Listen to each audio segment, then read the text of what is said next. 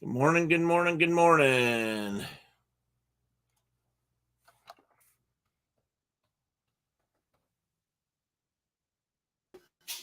You're back. I'm back. I got bumped off the interweb for some reason. Did I And my wife just said, I just saw a mouse in the basement. do what? My wife said, I just saw a mouse in the basement. No. Maybe that's why you got bumped off. So we're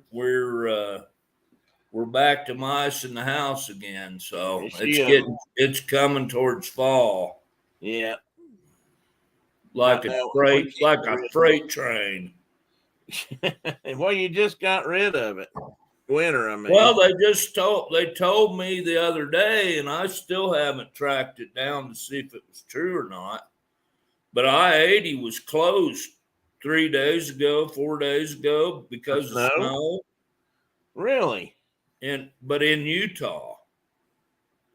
And I don't know where. Somewhere around Provo. Well, it was closed because of an accident, which is how it always closes. But caused by snow. Caused by like an inch of snow or something. Well, let's say hi and howdy. There's Francisco and Tina McNeil. Hudson. She said Hudson Bay blanket. That does sound much more comfy than a stump or a buffalo hide. Well, there ain't nothing more comfortable than a buffalo hide. Well, she probably had never laid on one or sat on one or wrapped up in one. And there's Mike Cabral. I wrap up in the Hudson Bay blanket every night. I'd like to have a new one or two. Mine ain't as soft as they used to be. Who else is in here that I have missed? Da-da-da-da. I can see Mike, but I don't see his beautiful bride, so maybe she's not here yet. Who is that? Whoa, who's got an inch of snow, Tina? You do? No, she was laughing about there's an inch of snow. It actually looked like 3 or 4 inches of snow, but it's already started, and it's just barely even September. Let's not say that word this month about winter, Mike said. Oh, it's coming. It's heading at us. Winter's coming. Or what did they say in Game of Thrones? Wasn't that something? Winter's coming. Yeah, something you didn't want to hear about. Yeah. We went to a store last weekend and we're going to buy Hudson Bay, and we're going to buy a Hudson Bay blanket. They were $1,000 Canadian. Wow. I don't doubt that, Mike. They have really, really, really shot up. I didn't know they'd be that much now. Mark and I used to buy them from a wholesaler once in a while, or I did. I guess you get them reasonably priced. Yeah, under $200, I'm sure. I don't know how much, but I mean, it wasn't something I could just go out and buy a house full of, but I did buy a couple of decent ones and still have them. And while they're not currently on my bed, they have shared that distinction many times. I sleep under one. My wife sleeps under a sheet with that over, and she calls me John the Baptist because I sleep right against the wool blanket. I love it. I get that joke. I've slept both ways. They're warm. There's one thing for sure is they're warm. I keep my eye open for them. But I also have a nice little brain tan buffalo robe that is very nice. Yeah, I bet it is. Did you smoke it? No, I bought it already done. Oh, okay. Tina was laughing about it. Hudson Bay. Well, Tina, some people just don't know how to handle it. According to Mark, let me put that up there. According to Mark, Mark, the people that drive that interstate out there ain't got good sense anyway. Pretty regular. Yeah, we were interstate was closed a lot last year. Oh, I know. We had so much snow, but it's always because of some semi truck driver from LA or somewhere that, hey, dog. My goodness. Goodness gracious. What was that you said, Boone? That was your dog? I don't know what he's saying right now. He's speaking Menominee or something. I'm not following the language. Yeah. I Was bet. it you or somebody else telling me that a lot of newly trained truck drivers out there these days get on that highway and get blown over because they're not used to that? They don't Well, know. and they're just not, and they got their short pants on, and there's 10 feet of snow. A friend of mine would say they got They leave LA. Take off, you little varmint. Stand on your hind legs. He don't like that. He's giving me the old stink eye. He don't want to get down. Oh, I thought he did. What are you That's doing? him growling. That's him over there growling at the dogs, telling them to shut up. He's giving me the stink eye. I don't want to get down, Papa. You're gonna have to, bud. Mike says he climb keeps, up in that chair and probably do some kind of acrobatic, amazing thing any second. yeah, and dive off right on his head. Dive right off on your head. You can't get up there like that. All he wants is ducks. Oh, Be careful there, boy. That thing will throw you.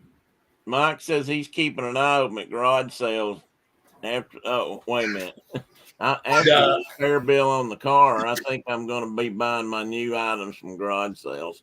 Well, there's nothing wrong with that, Mike. Nothing at all. Hey, Mike says, I'm sure there's some Canadian drivers that cause accidents up there. And then Tina says, Canadian drivers know how to drive in snow, Mike. It's your birthright. Well, we always make fun because it's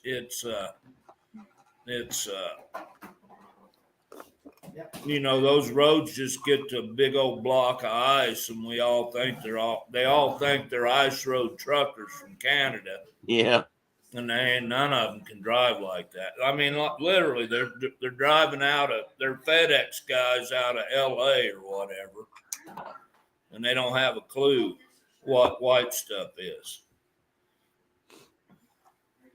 sad. Or black ice. That's even worse. So. Oh yeah, that's like here. They don't. One of the things apparently they don't teach people is how to look at a map, even a GPS map, I think, and tell what the roads are like, or be able to distinguish between a twisty road and a straight road. So people get up here and they see this shortcut across the mountains down here. That's where all the motorcycles. Which ain't a shortcut at all if you stretch it out. Well, probably not, but they can't. Trucks don't fit on it. I mean, they can't get around the curves. They're a truck hits some of those curves and he's in the left-hand lane on both ends, but the middle's still in the right lane. That kind of stuff. It's crazy. You sure are being Gabby. You want to get down? Gigi. We got quite the 3-ring circus going on this morning. Sounds like a busy house. Dog.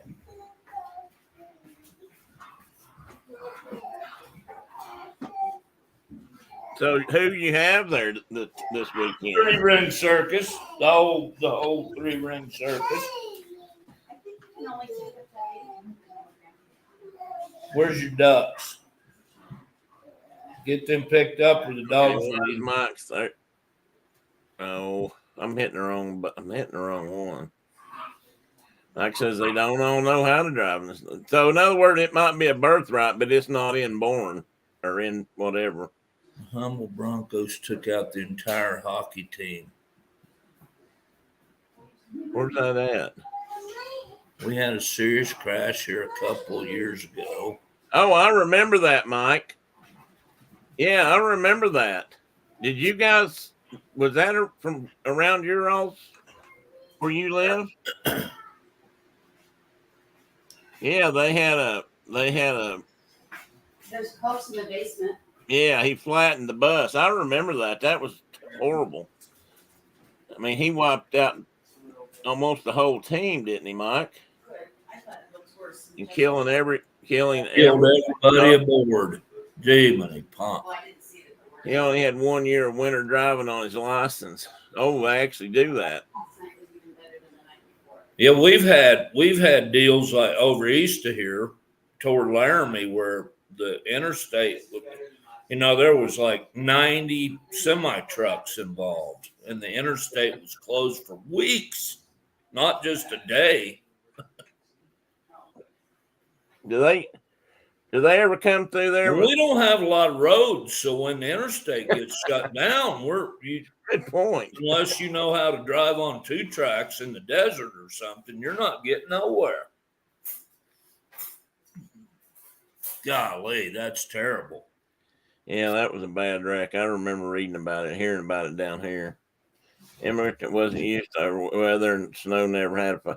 Well, see, they come down in places like Tennessee or Georgia, and they learn how to drive a semi. I don't know about in Canada, but there's these schools, and after COVID and stuff, they popped up all over because everybody was looking for drivers. I think it's gotten a lot worse since then. I could be wrong. It's always been a problem, but they had so many new drivers out there that didn't know what the heck they were doing that there were wrecks all over the place. Well, we see a lot of, not to be politically incorrect, but what the boys in the sandbox would call Haji truck drivers, Yeah, with their beads and things over here driving now. Regularly, I see trucks that they're definitely they don't speak English. I know that. I'm not sure where they're from. And if you can't speak it, I doubt you can read it either. So I'm busy. I can't carry you. yeah, that's a funny thing about that. I'd have to say have to come down on that side too.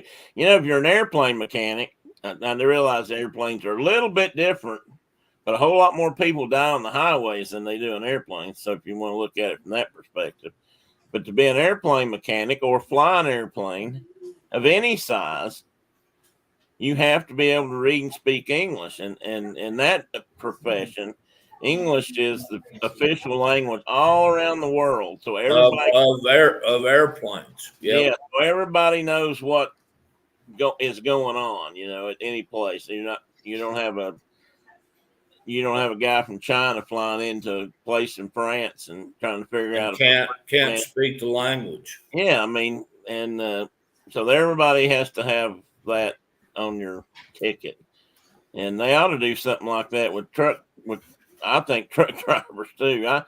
Brenda's, you know what? I hadn't shut my door, and she hasn't complained. Hang on just a minute.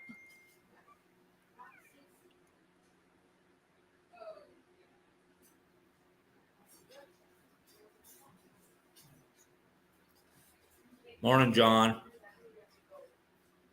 Yeah, we had a truck driver from Croatia a few years back that was driving down US 30 here, and he looked over and he saw a bunch of antelope off the highway, and he was driving a car hauler, and he drove to the nearest truck stop, unloaded one of the cars, grabbed his rifle, which he shouldn't have had in the United States of America, and went out and killed him 3 or 4 antelope. Throwed him in the car and loaded it back up on the semi. Unfortunately, somebody saw him do it, and he got caught for that. But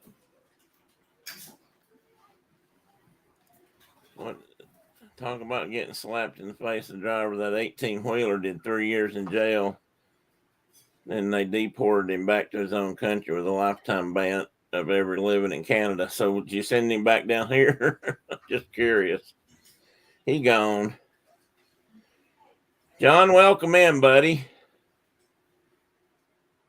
John, you were in Evanston?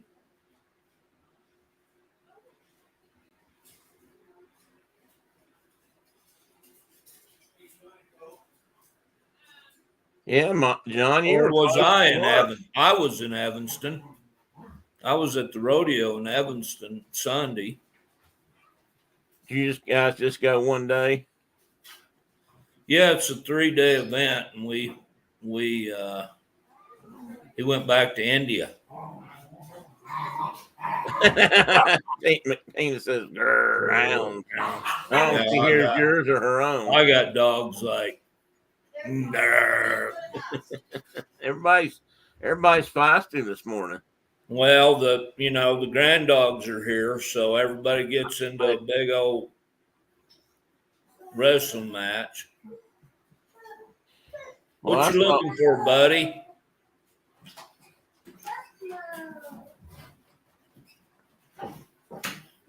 The kids have got a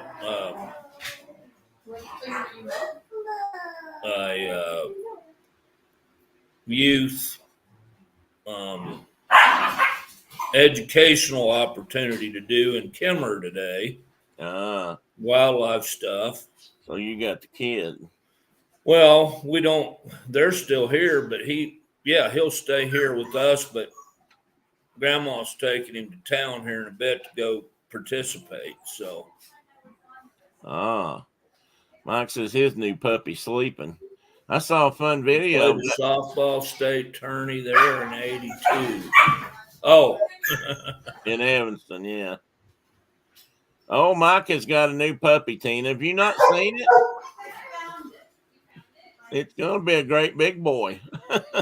was this the Bloodhound Hound Dog cross? It is.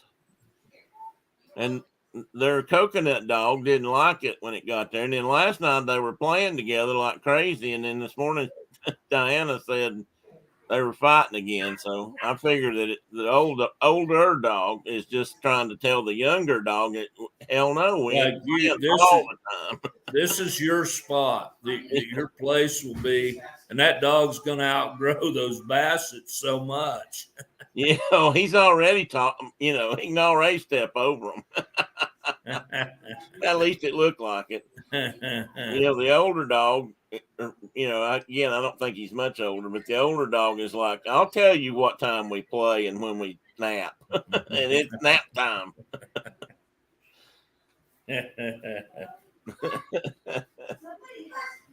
Well, that's what Penny comes up to all our older female dogs, and they all, as soon as they see her, they just curl their lips up and show their teeth, immediately. And she's like, "Oh, I got it."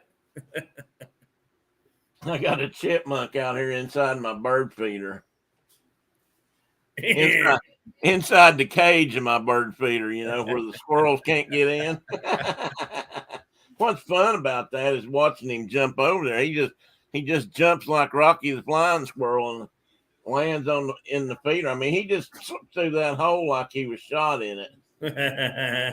Hey, and we finally got some hummingbirds here, buddy. We've had good. Brenda said she had 3 up front this morning, and I had 2, maybe 2 of the same ones back here a while ago. That's the first we hadn't had hummingbirds all year. And she had one. She had one out there hunting a place to eat the other day, so she hung up all her speeders again. Well, I told you we didn't have them either. We went a long, long time, and then I know. And then all of a sudden, and they never showed up in early summer like they normally do. But I think they're heading back south. I just wondered if they didn't end up further north this year or something. I don't know. I don't understand what happened. Bird distribution was very off this year. Yeah, it was. And we just got our first goldfinches too. Really? Yeah, we hadn't had a goldfinch all year. And I had them in the spring, 2 species, because we get lessers too. Yeah. But they've disappeared, and that we haven't seen them since. I'm just worried that things got irreparably changed. Or I mean, we had all those rosy finches for years. I mean, thousands of them in some cases, and we Now had they're gone. zero last year. See, And what I'm worried. they showed up down at my buddy Creekmore's place in Livermore, Colorado, and they'd never had them before. And they had just hundreds and hundreds of them. And I don't know if that was that batch of birds or what. Reckon they short stopped because of the long winter. I think they long stopped. I think they got went on. here and were like, it's too nasty, and they just kept on flying. That could be. I don't know. And they were kind of heading southeast because they come from. I mean, some of them come all the way from the Pribilofs in Alaska. Those islands that go close. So you're to thinking Russia. you missed them on the way down. What about when do they come back up this winter? No. And then we don't have them in the spring. We keep them all winter, and then they go home. I got you. And yeah, I mean, some of those birds are coming from Siberia, nearly. Yeah, I get that. And I should do a thing. I should try to find some pictures. And they're my favorite little birds. I can walk right up to them. They'll sit there in the feeder, and I can almost like lay my hand out there with feed in it. And I do that with chickadees. They'll land in my hand all the time. But those rosy finches are real tame and will let you approach them real close. Well, that's cool. That's got to be fun for the kids if they ever get in on that. They probably be still enough yet. Hey, there's a train, buddy. Hey, I was going to ask you a while ago. I probably asked you this before, but do you guys ever have to run a snow blower on the train tracks out there to clear the?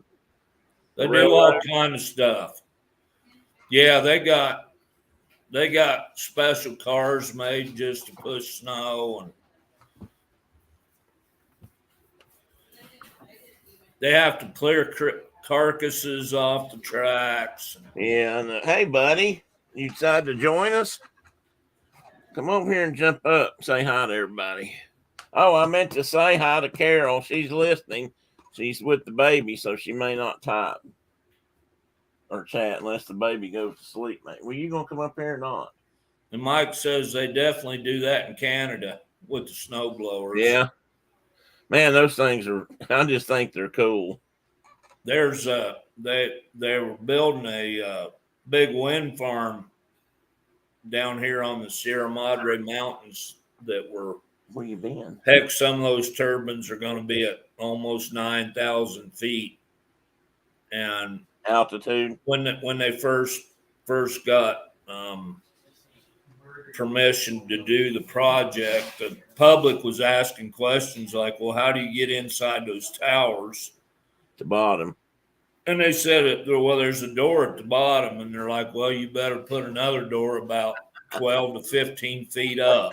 Because that will be the bottom when winter gets going. That's a good point. So, but they've got the biggest, most godforsaken looking snow blowers you ever saw for that deal. I'm going to ask the ugly question because no, I don't like it. I know you. I've been tilting at windmills for years now. See, I thought they might be a cool thing, and now, and I still do, but there is that impact. I mean, they kill a lot of bats and eagles. Right. That's what I was getting ready to ask you. And I don't want to get off on that subject, but they kill a lot of. Hey. You two quit it. We might have had an actual.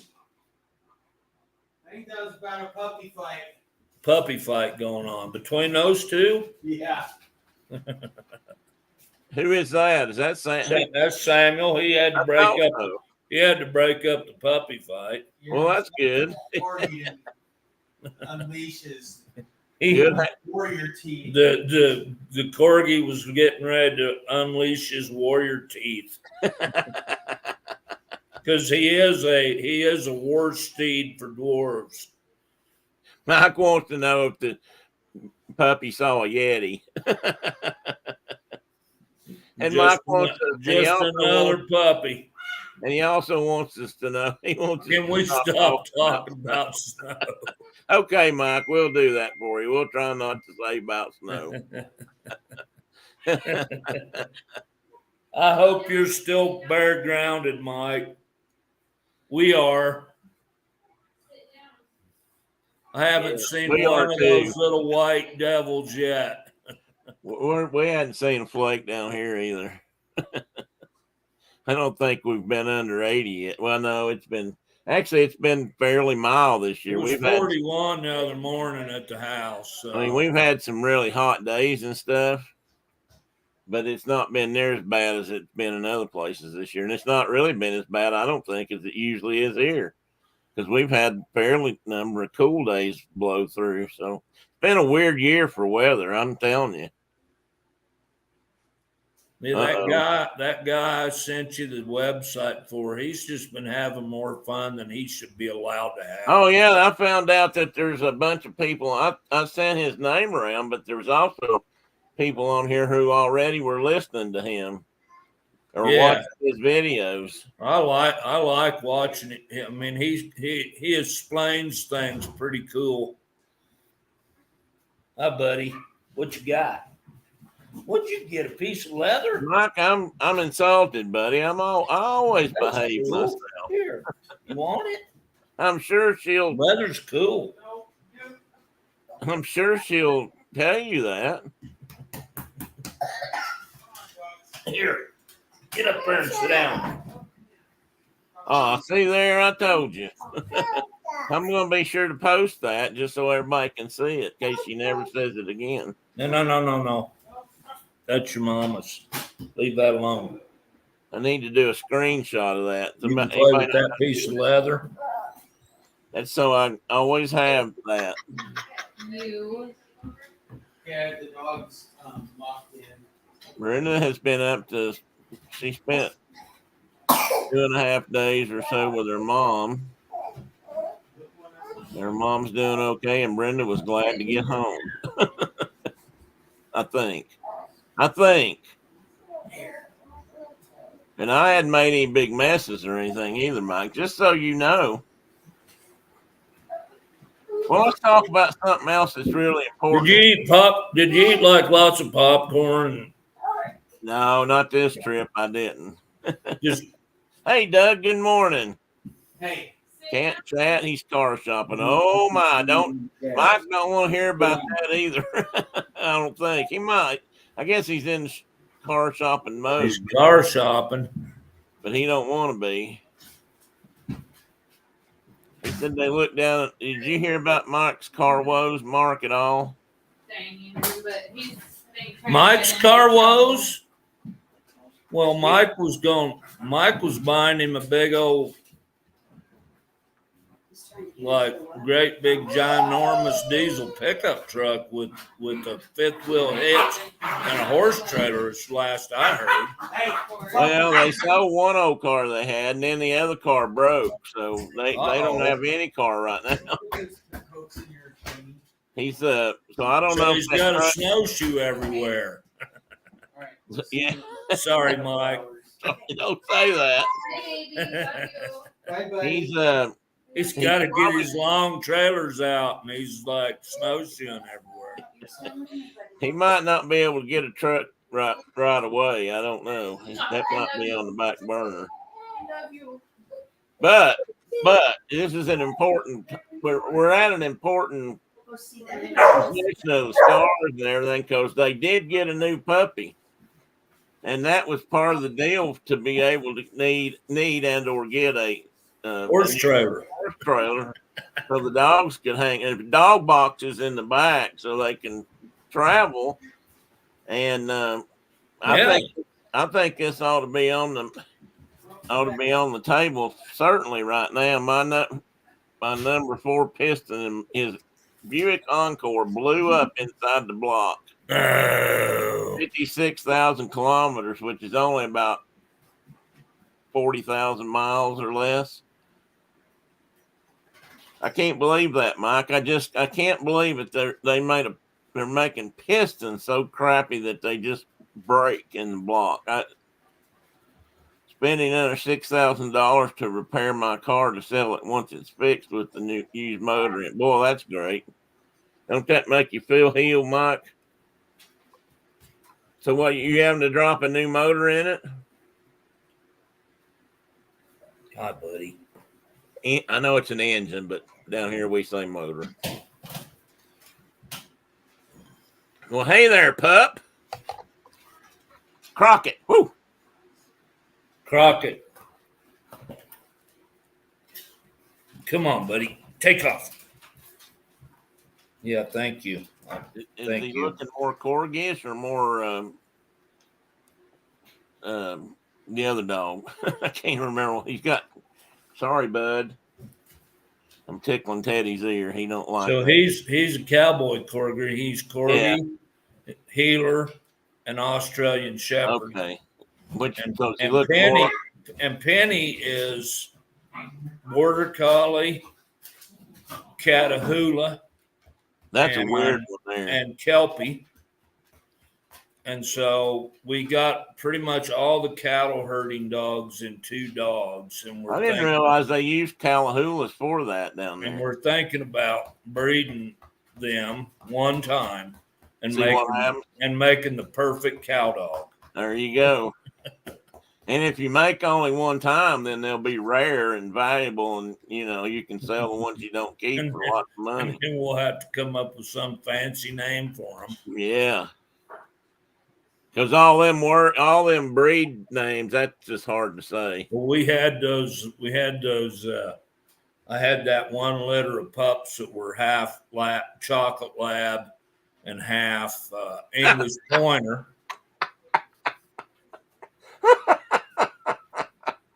I called the dealership where we bought the car, explained to them the situation, and I got nowhere. And then the result of that conversation on the phone is they don't want me coming down there. I bet they don't, Mike. You should go give them a visit anyway, Mike. I suspect that I would probably been about the same boat, because by that point I'd have been pretty livid. I'm not known for being that tactful in such situations. I could have said something I might have regretted, but I'd sure felt better for saying it. Well, I hate that, Mike. I'm really not laughing at your misfortune, buddy. I just so you know. Laughing with you, brother. Just laughing with you. Yeah, because it hurts less to laugh than it does to cry. Something about putting the motor in the front showroom on display really turned them off. That's an excellent idea, Mike. That's an excellent idea. I am so proud of our Canadian brother today. I am too. You don't always have to be nice people. That's right. You don't always have to be nice people. I mean, if you did that, is it a Canadian regulation that somebody would have to say, "Thank you, Mike, for bringing that to us"? We appreciate that. Good morning, We got the Texans in the house. Texans in the house. Tennessean / Texan. She left here to go to Texas. Well, that's how they all went. Well, that's true. Or most of them. Diana's in the house too. When did you get here? I didn't see you come in. I might go pay them a visit, and I can promise you it'd be worse than Mike going. Well, see, they don't. That would be good because you're like the qualities of an Oreo cookie, hard on the outside and soft in the middle.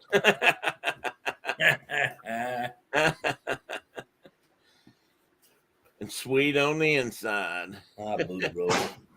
See, Diana, they didn't tell you not to come down, so you should probably go pay them a visit. Oh, buddy. Oh, my goodness. And tell us how the puppies are this morning, Diana. If you've been puppy sitting.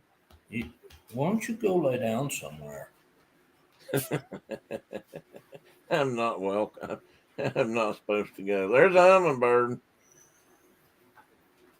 And there's look, Kenny. Look, Squirrel. chipmunk. Look at the little monkey chipmunk. Oh, you see him? He warned him she'd be the worst one to deal with. Oh, Mike, why'd you warn them? The surprise was a lot more fun. They have no idea what they're up against. Well, I have to be honest with you. The dealers probably should help you, but that's the damn manufacturer's problem. That had to be a faulty piston. Pistons are not supposed to break with that few miles on them. That's pretty ridiculous. The puppy is a handful. All the more reason, Diana, you need to okay the horse trailer / fifth wheel.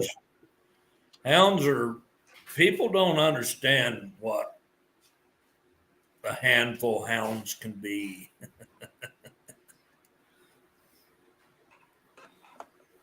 Did he leave?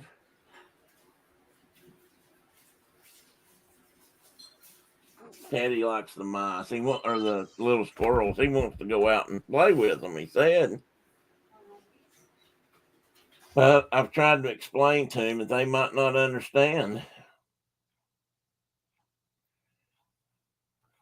They run away now when he gets down there close to the window. Exactly, Tim, but there is no assistance on anything. But I failed to tell them that I was in the market to buy a brand new truck. Oh, well, that could have made all the difference in the world right there, Mike. If you told them that, they'd be kissing you as you walk through the door. Right? You should have probably led off with that. They are not lazy by any means, Tina said.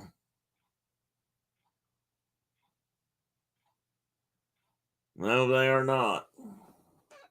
They just portray them as lazy when they draw them with hillbillies, which they also portray as really lazy.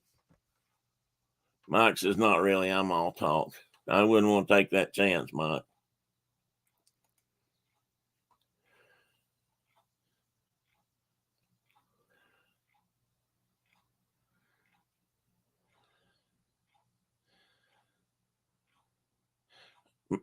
I'm probably a lot more talk than I am action these days too, Mike, but I do carry a stick.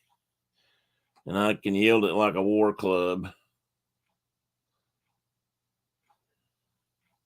That's what I need to make. I need to make me I have to talk to Mark about this when he gets back. I need to make me a special walking stick. It looks like an Iroquois Mohican war club.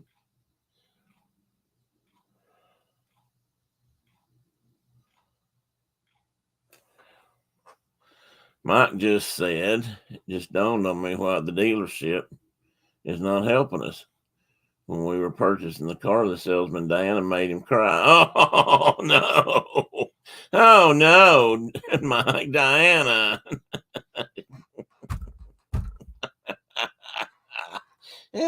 Well, maybe you ought to think about another dealership, Mike. I mean, just maybe you'd have better luck. Let her deal with the Buick salesman and the broke car, and you go talk to somebody else about your, truck. The Buick dealer, Mike, do they carry GMC trucks or Chevrolet? Diana says, I did not. Well, now, if you did, you did, Diana. You're among friends here. You can admit it.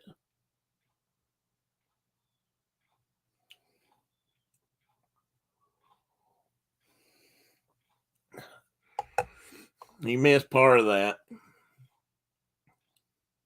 I missed all that. We found out why they're not welcome at the dealership. When they bought their last car, Diana made the guy cry. So I recommended that Mike let her go back there and deal with the broke car, Well, he goes to the Ford or Dodge dealer and buys him, deals for a truck somewhere else.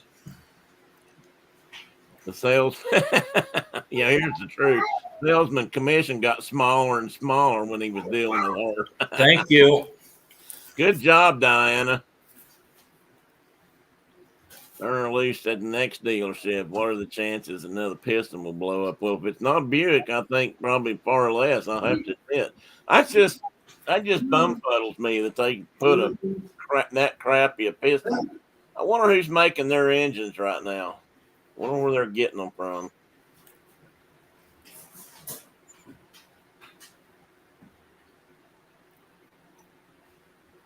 Mike, I need to be putting Mazda motors in them, or Honda motors, or just about anything else, I guess.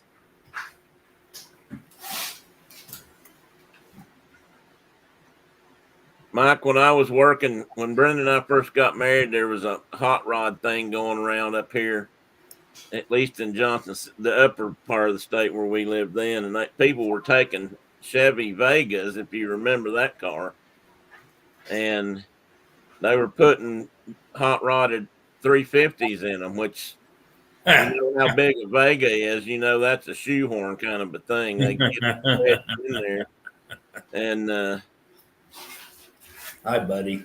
they used to be, Mike. I'm not sure if they're putting them in their small stuff right now. You are a big boy. There used to be some of that going on, but I'm not sure right now. The Ford Ranger trucks and the Mazda trucks used to come off the same assembly line for a while. They don't do that anymore, so I'm not sure about if they're still using engine parts or not. I'd tell you, I would believe if they were, they're not hurting themselves.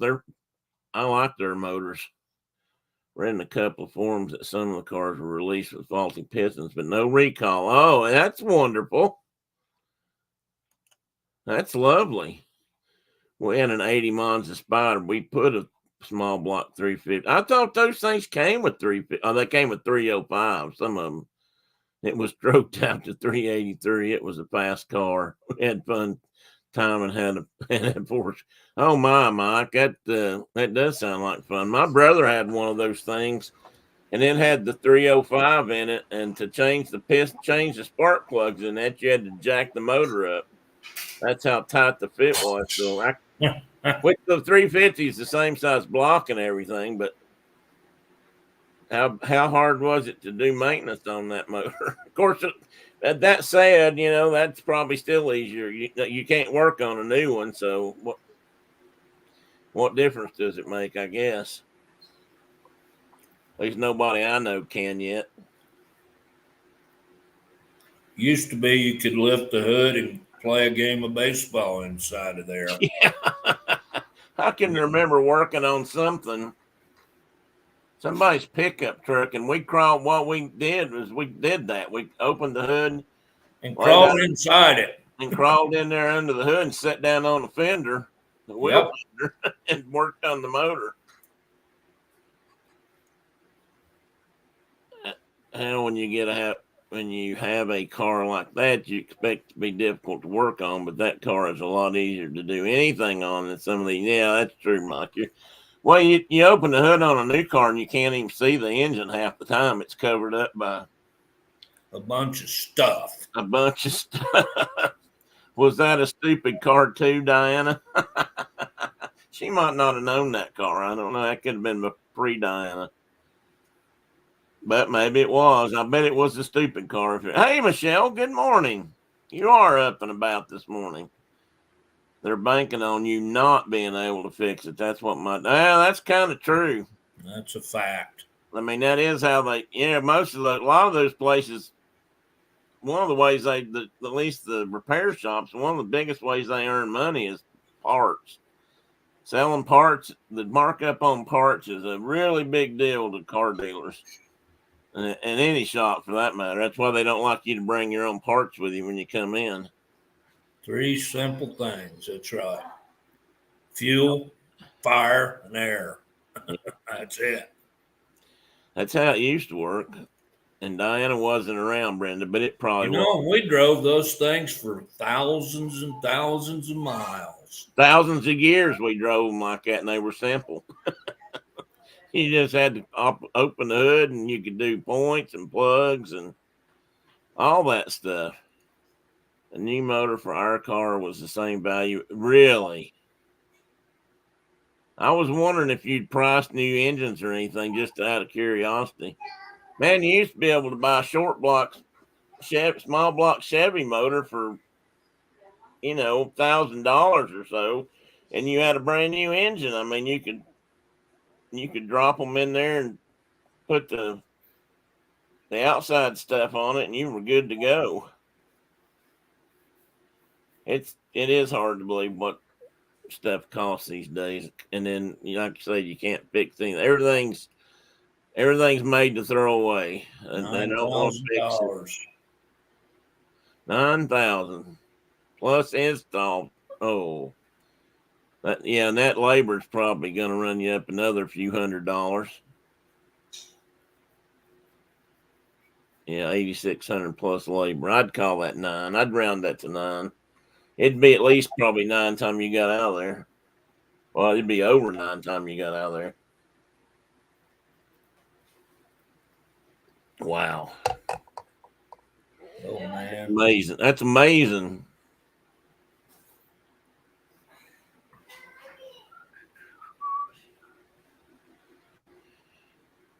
So Diana's kind of making an assumption that if Mike has a car, at least at an earlier age, when Mike had a car or truck, it was stupid.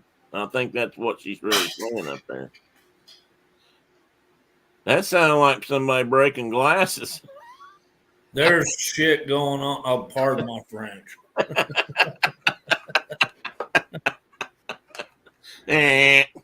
There's stuff going on.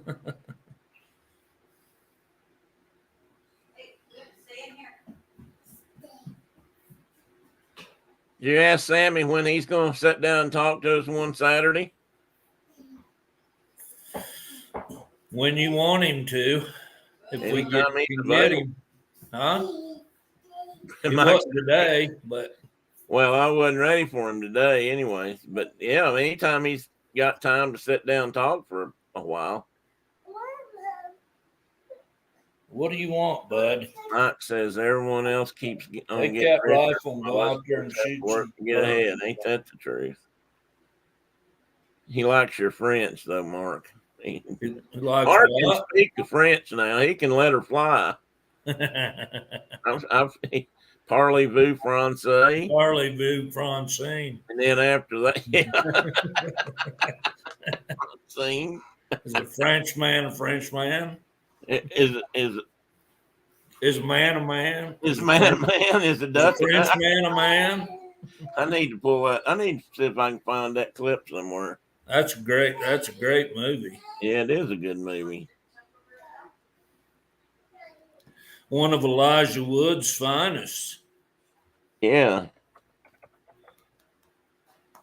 He did a good job as Huckleberry Finn.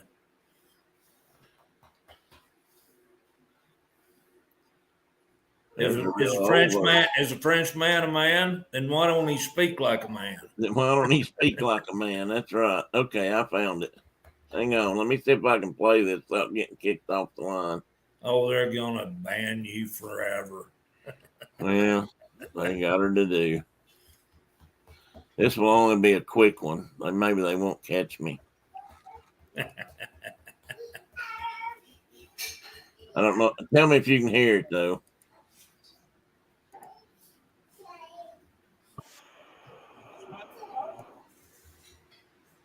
Can you hear it? I don't hear a thing.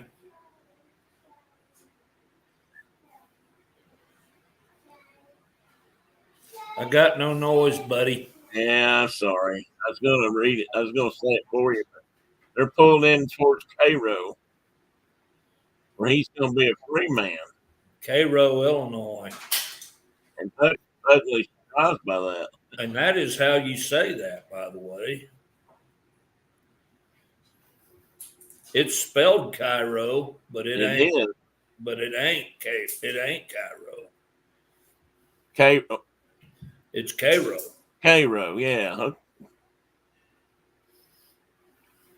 I wonder why that is. I wonder how they managed to do that. Get that. Because Americans do that to words. Just like I live in Opal, but they say Opal. Tina, I need to figure out why when I play a video on here now, nobody can hear it. Mark, oh, did you? Oh, I'm looking at the wrong screen. Sorry. Mike's been listening to Oliver Anthony. Yeah, I heard a really good thing about him, but I'm not going to go there right now. Brenda says we have that problem down. Wait a minute, we call that a zip slip, Mark, and it's a rite of passage. That came from another channel. Yeah. Damn it! Stop. Now Mike, you're doing it. Well, I just do it.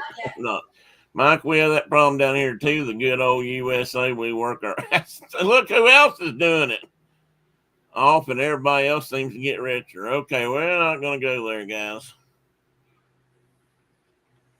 I've been listening to. Okay, I got that, and might be able to help, but I sure can't, Tim. I don't know. I can't figure that out. Yeah, obviously I knew how to do it there for a while because I got kicked off one day for having Bugs Bunny on there, and everybody can hear that.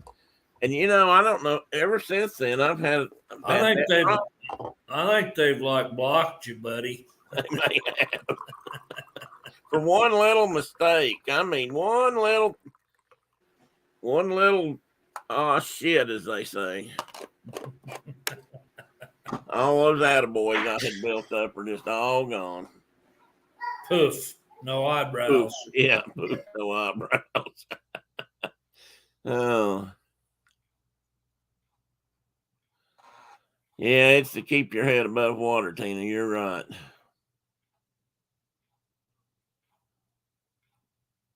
Well, when he gets back, I'm gonna go ahead and throw the screen up here, folks. And I'm gonna say that I'm gonna get this right off the bat. And I did. Now let's see if can I share it right off the bat.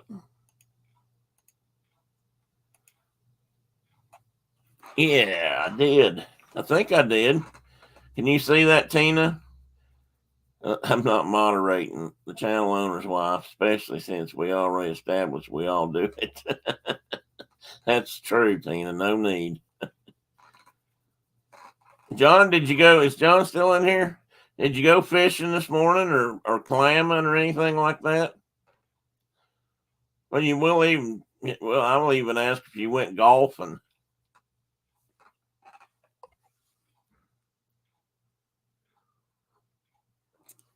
Oh, just bought the car now to sign my life away. What'd you buy, Doug? And is it new or used?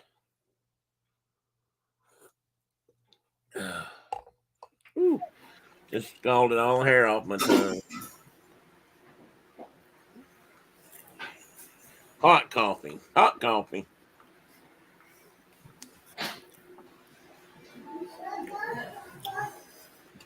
Mike says don't buy Buick. And Mike's kind of got if it's a Buick, don't mention it, Doug. Mike's kind of got a sore spot right now for Buicks.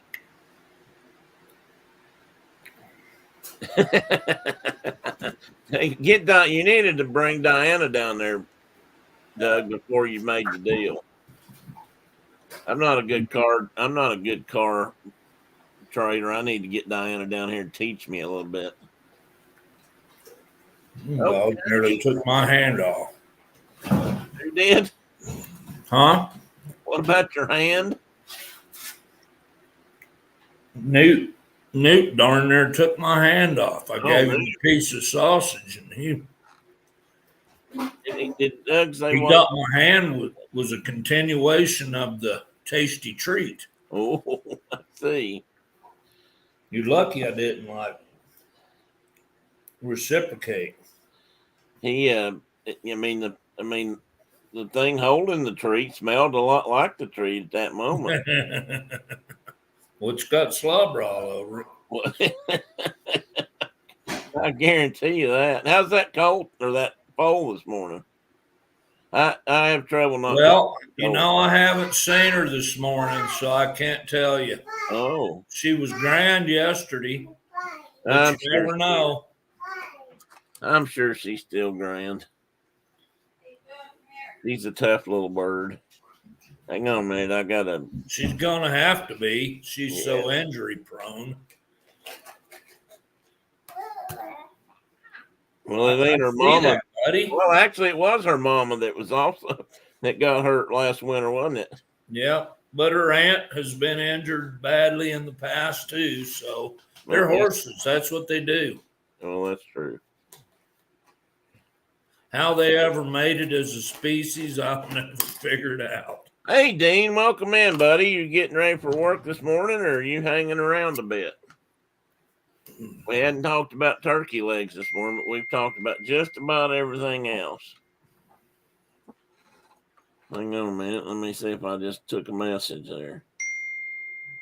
It Oh, goes into your grandma. somebody trying to sell me something. Here, buddy. Yep, a knife. Come here and get this. The local knife dealer trying to get me to come up there. Well, there's nothing wrong with that. No. Well, no, there's not. True.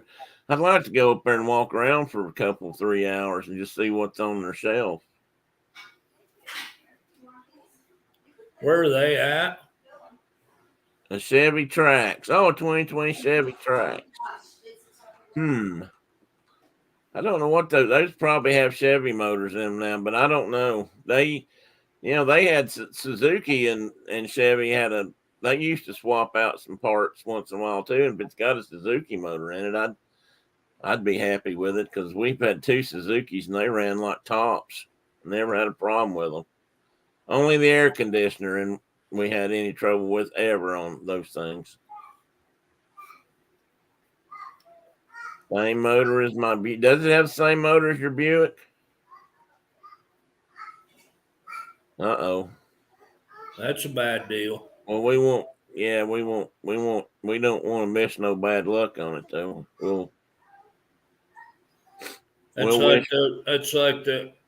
We bought a Ford Explorer years ago, first new car I ever bought, and then we found out they were called Ford Exploders. Exploders, yeah, I remember that. My dad drove, especially their transmissions. My dad drove around in a Ford Pinto station wagon for many years, and my brother drove it some after when he was out of high school or in high school or somewhere, and they used to just call it the tow, and their little slang for it. He had a couple of friends of his, or one in particular that was just crazy as a crap house rat. He was always coming up with something. They had a little rhyme for it. They said toes blow, as in boom. But they never had any problems with it. In fact, that thing lasted way longer than I thought it would. Well, I remember we got to like 60,000 miles and the tranny went out in that Explorer. And they're like, oh, yeah, that's kind of the lifespan of them. And I'm like, why would you make a product that's that unreliable on purpose? I'll have to say this. Most of them have started making better cars than they did when you and I grew up. Cars, when we were growing up, Tina will know this, and Chuck probably knows this, and you and I, you might have got the tail end of it, but I certainly know U.S. cars in the 70s and early 80s were just crap. I mean, they were awful. They were so Which is why I drove that 1968 Datsun pickup. Exactly. I mean, they just were junk. The interiors were terrible in them, and they didn't last. They didn't run good. They fell apart. I mean, they just were awful. And that's why people started buying Toyotas and Datsuns and now Nissan and just Mazdas and all kinds of things. That probably helped foreign car sales more than anything they ever could have done. If you build crap, people are going to move to something else. Yeah. Harley Davidson found out the same thing. In the 70s, they were owned by AMF, the people that make bowling lanes and plastic boats and stuff. And they got so bad, people didn't want them. They weren't going to buy them. I mean, you'd buy one, the tail light fall off where you got out of the parking lot.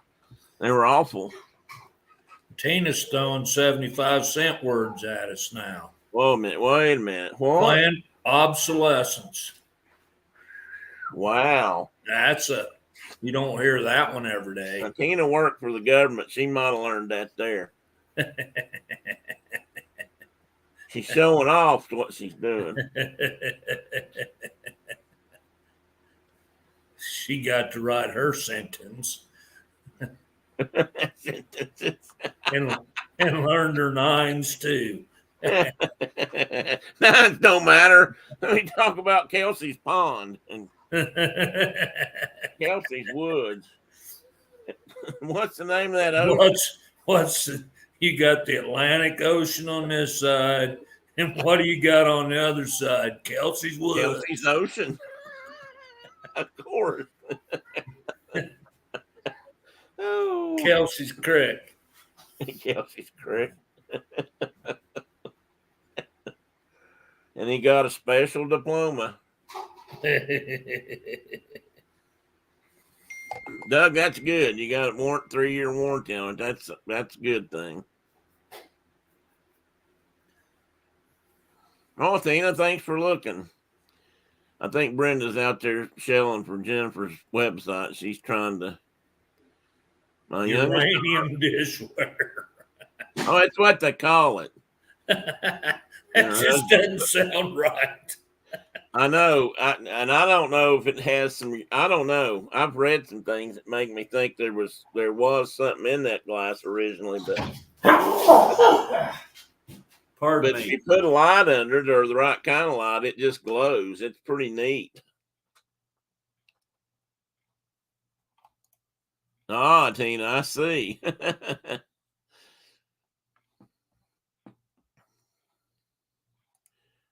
Yeah, I don't. Maybe I can post a picture later of a piece of uranium glass lit up. It's pretty neat the way it.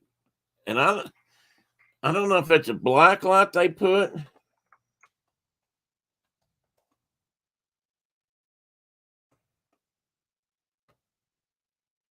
Yeah, here's a picture. Let me see if I can open this up.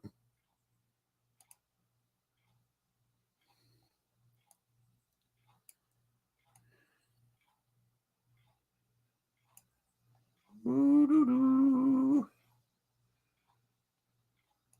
right, let's change the screen just for a minute and then try this again.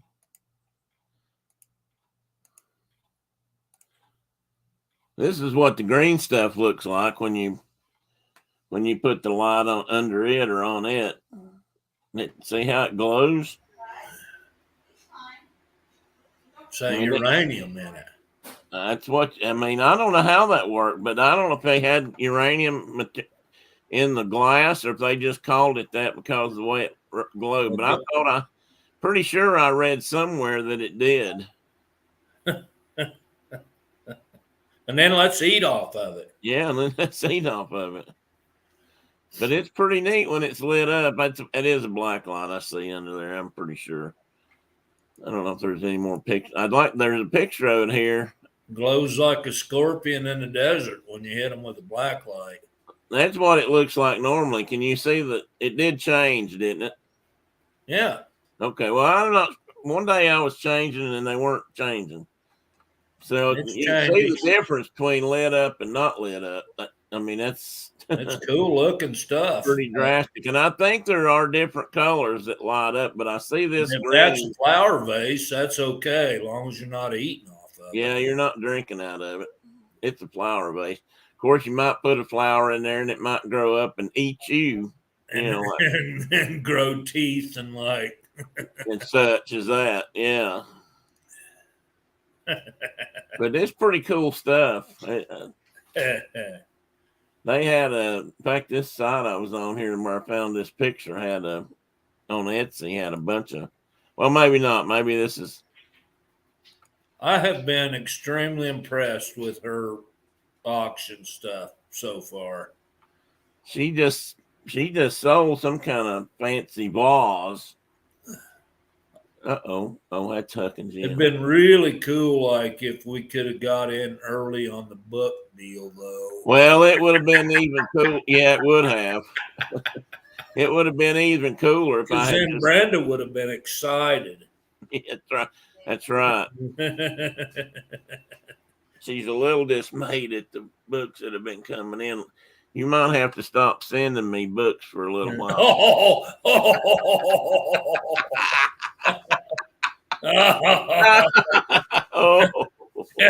Oh, you're evil. Oh, I can't help it. I just had to. It was just too. I read my wife's already mad at me, and you're gonna make your wife mad at me too. Well, I got to share it somewhere. I mean, it's kind of overloading on this end.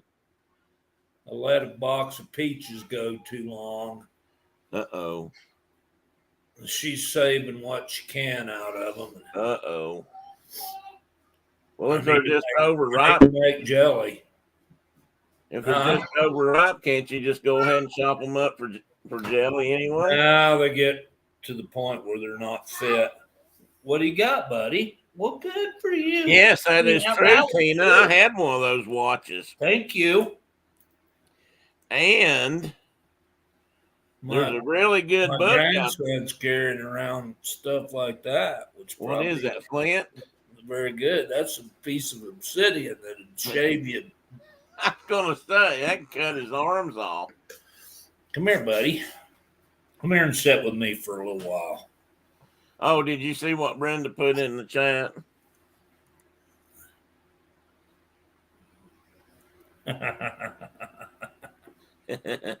No. She knows it's all your fault. So you might as well tell Shauna it's my fault too. Oh, buddy. That way you can get blamed from here and I can get blamed from there. And that's a lot easier to deal with if it's long distance. Chuck said there used to be watches with uranium in the dial so you could see it at night. And he's absolutely correct. I used to have one of those watches. And Brenda has a book, or we have a book on Kindle. It's called The Uranium Girls. It's quite a fascinating story about how in the, I guess, 30s or 40s, they were making all this stuff it might have been during the war even.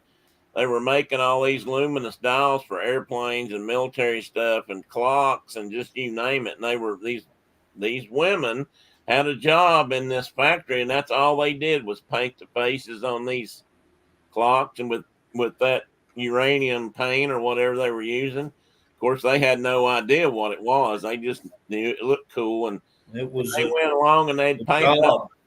Huh? It was a job.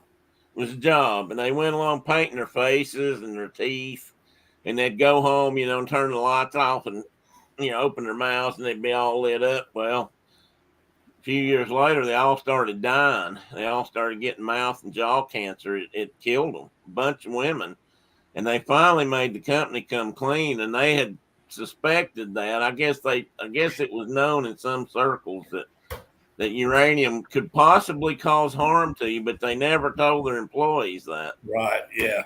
And why would you? Yes, they did, Tina. Have you read the book? Why would you do the right thing? Well, yeah, I mean, that's right. That cuts into profits and all kinds of stuff. Yeah, they had terrible. It was awful, and just even reading the book, it was. I mean, I can't imagine. And it took years and years and years, I guess, though, to get that out in the open. They kept that quiet for a long time. At least that was my understanding.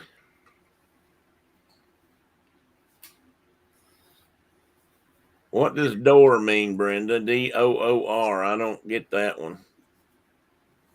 I can't even think of a cuss word. Your door must My be door's shut. My door is shut, or just barely cracked. All right, take off, you little hoser. Take off, He's hoser. a wild man. Go. No, turn the other way. Hey, go see Grandma. Go that way. They would put their brushes on their tongue That way. to get a sharper point. Oh yeah, that's the other thing they did. They'd lick they were like paint. If you've ever seen a guy do pinstriping or painting it, they'd put the brushes on their tongue to point them. Well, you might know this, and they would use, that's how they would paint the fine lines, in those clock faces and instrument faces. That's And why artists with cadmium red and cadmium yellow die. stuff like that. Yeah, cool stuff like And that. every Now time now they tell you don't do that. yeah, now they tell you. You That's got like, you got Archie Campbell in there saying, "Well, don't do that." don't do that in my head. That's what I always hear It in my hurts head. when I do this. Well, don't do that. Don't do that. It hurts when I go somewhere and he will stay out of them places.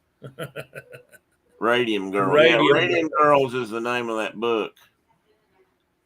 If you want to read something. Wonder if they've made a movie out of that. I don't know, Brenda, did they? I can't remember. It'd be way better to be a rocket boy than a radium girl. Yes, it certainly would. Yep, that's what they were called, the Radium Girls. Yeah, that's what they did for a living, and it killed a whole bunch of them, if not all of them. Eventually, I don't know. Which I was getting ready to say something else more lighthearted, and now I can't remember what that was. I need to put my show back up there, don't I? So why are you Curtis Barris? Oh, come on, you can figure. I know Curtis. Well, I just thought I'd be a Curtis Bear. But it says Barris. I know it should be Ursus something or something, Oh, but I made it Curtis Barris just because. Got it. The Indian days of long ago. By Edward S. Curtis in 1915. And he's the guy I'm going to talk about a little bit today. And I'm going to, what is that? Oh, Bing. Didn't know that was on my screen. I thought something else was going on. And that's his self-portrait. He's quite the dandy. He was quite the dandy. Yeah, I think so. And basically, let me pull up my notes here so I at least have a little bit of intelligent words to say. Yep. His name was Edward. Show squirrels. His name was Edward Sharif Curtis. He was born in February 19th, 1868, so 3 years after the Civil War, and he died.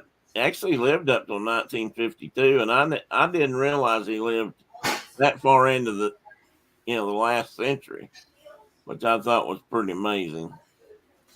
And he was an American photographer and an ethnologist, they called him. That was probably a new job title after he got through or something out there.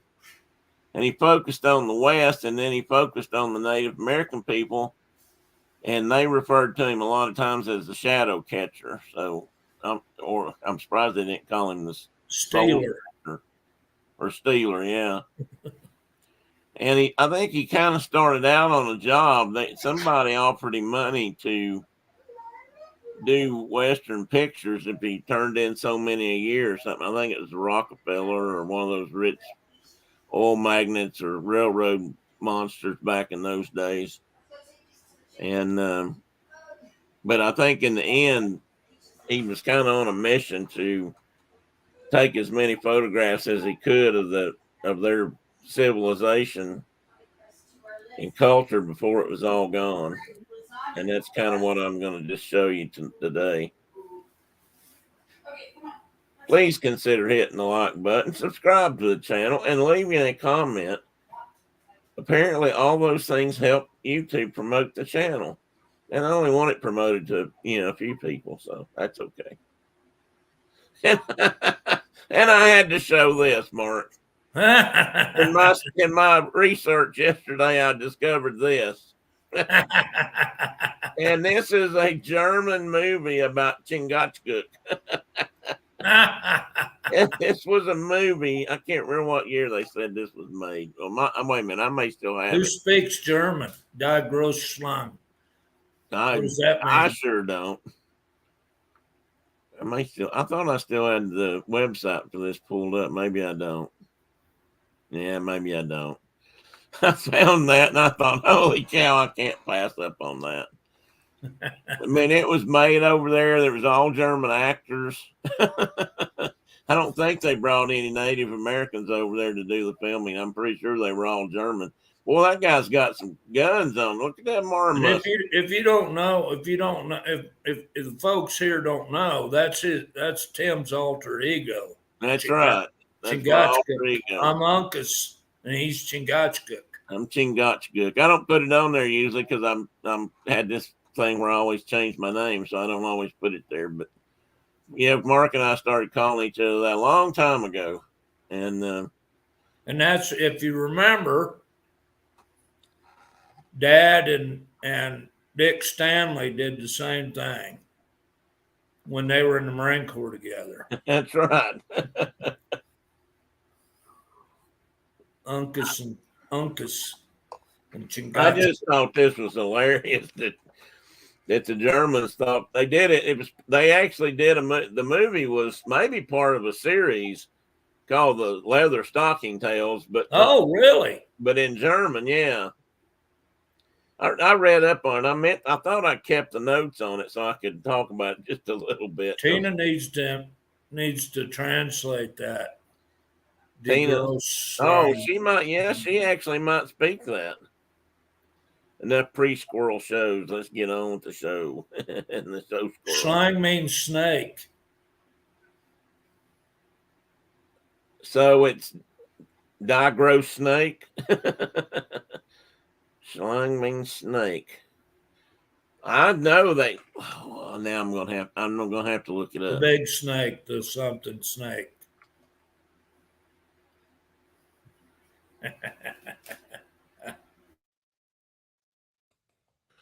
Okay, Chingach. Yeah, here it is. It's made 1967. Chingachgook was going to marry a daughter of a Delaware. This is the movie recap. Daughter of the Delaware chief. When the Hurons kidnapped her, Chingachgook and his friend Deerslayer try to rescue her, though white scalp hunters interfere until the tribes unite against the Palefaces. And it lists these Rolf guys with names like Rolf and Helmet and that kind of stuff. And you can actually get these on DVD, it looks like. Maybe.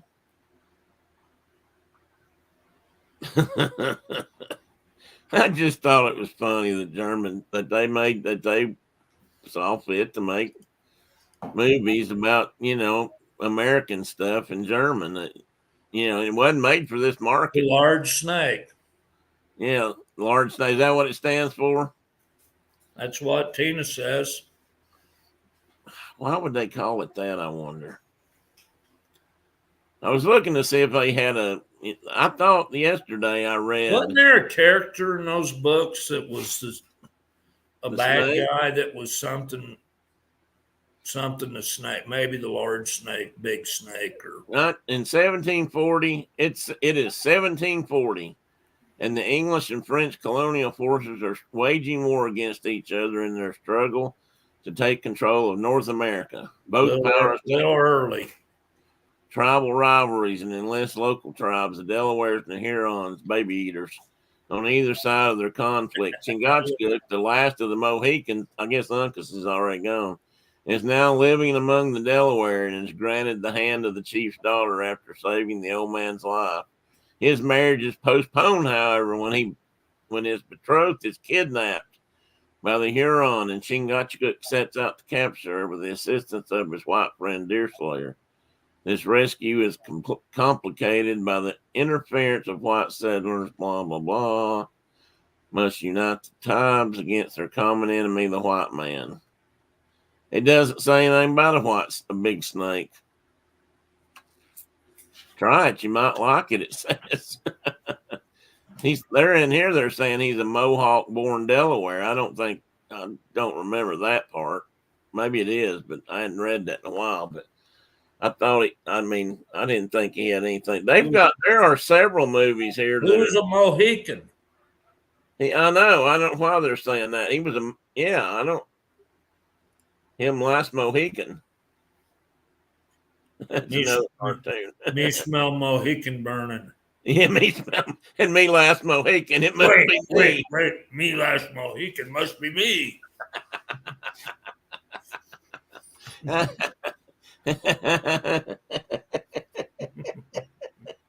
I gotta stop. Let's move on to Curtis. So we could sing. Never mind. We could be here a while. We could be here a while. Oh, not just that alone.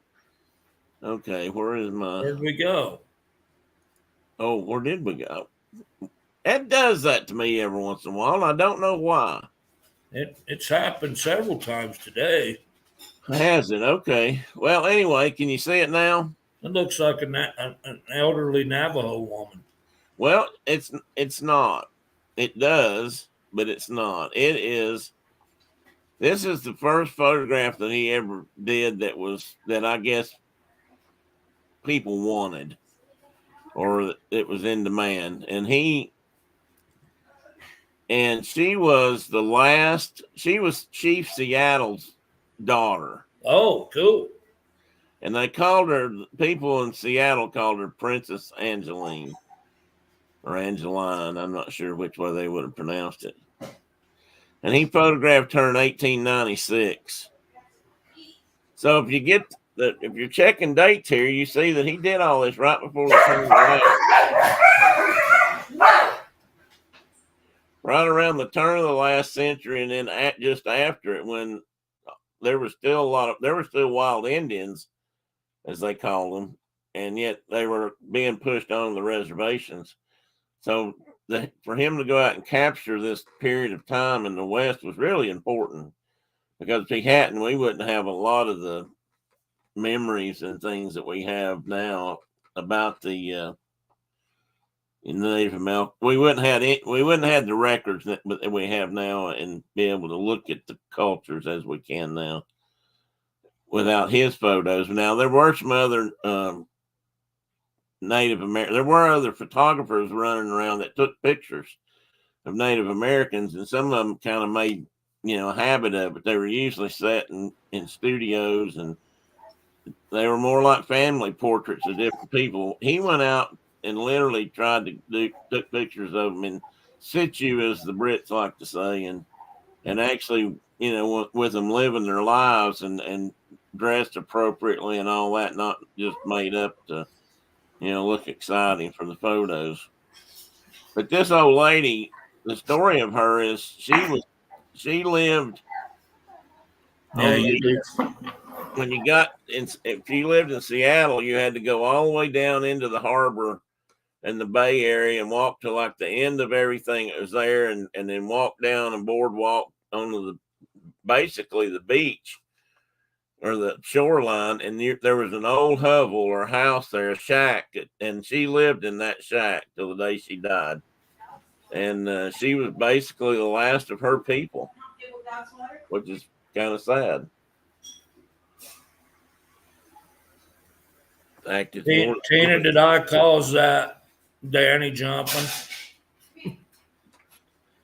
with the big dog fight in the background?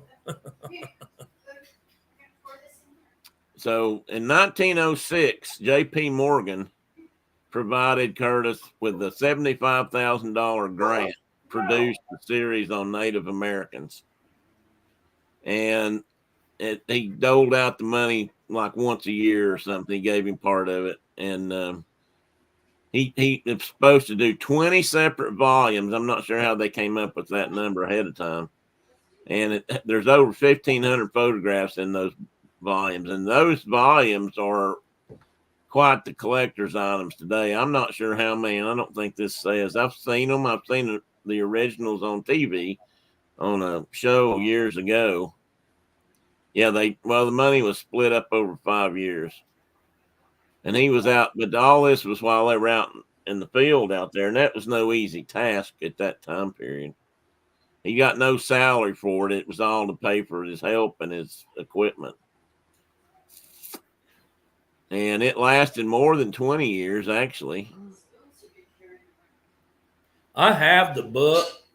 Do you? Yeah, and it's about that thick. Wait a minute.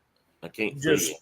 the How thick? it's like it's it's probably 3-4 inches thick. Yeah. That's got all of the collected volumes, and he took a lot of striking photographs. Yes, he did. And he took tribes. He took photographs of tribes that most of the time you never hear about. I mean, some of them I don't know. I've seen and read, but they're not common names. Let's see what he spent a lot of time with people in the Southwest and on the West Coast. Yeah, he did. He did. And I don't think I don't know if he spent much time at all, like in Oklahoma, but by that time the tribes had kind of split up from there even. And as far as I know, he didn't come back east to photograph the eastern band of Cherokee or anything. I don't think he took any photos from that part of the world. It was I don't either. It was all like Great Basin and the Southwest and West Coast. The West Coast, because those people were still semi-living like they had lived, Right. Semi-wild, if you will. Yeah. But anyway. Lots of Apaches, lots of Navajos. Yeah, and I only have a few photographs. I meant to go pull in more, but I had to sort through them because, like I said, there are a few out there that aren't his, and I was just trying to focus on his work right now. And these were covers or articles from some of that stuff, and I just wanted to post them to. Oh, it was done by the World Book Company. I did not know that. Maybe that's a separate book, but anyway, that's interesting. And this is one off the original 20 volumes. This is the cover of the inner liner off the first volume. It was published in 1907. The Indians of the United States and Alaska. Yeah, he did a lot. He did quite a few in Alaska too, and of Eskimos and various Inuit tribes and whoever lived up there. Oh, and there's a forward by Teddy himself in here. I think I posted a picture of Teddy. Yeah, I've got a picture of Teddy. He took these. I don't know the name of this one on this side, but that's an example of his work that's just, I think pretty special. I don't know about the saddle on that horse. That might be a late addition. Well, and they were all taken late. Yeah, well, that's true. They were all taken late. But I guarantee his clothing is what he's wearing is authentic. And I'm going to guess that water is either along a river basin or that's like a pothole part of the prairie that's, dotted with that kind of stuff. Look at the grass. That'd be great habitat, duck habitat and such. And this is another example of something he did. This is the same person. Somewhere. I've actually got this written down, but I can't pull it up. Dang it.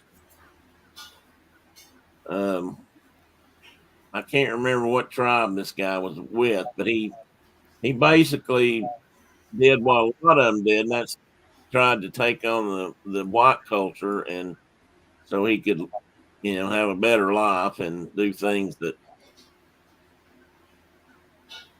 were, be able to fit into society, if you will. And there were a lot that did that, but most of them didn't. It didn't work out so well as a rule. Dang it, I can't find my notes. Well, he's either a crow or an asperse or somebody like that because of that loop necklace he was wearing. So Yeah, that's true. I'll find my info here in a minute. I maybe a can't remember flathead. where I laid it. Yeah, it could be. Now your screen deals It up. did. Well, that's because I got something pulled up on this side. I Oh, believe. I got it. I think that's why that's happening. I was trying to open up my photos and see if I've got it over here.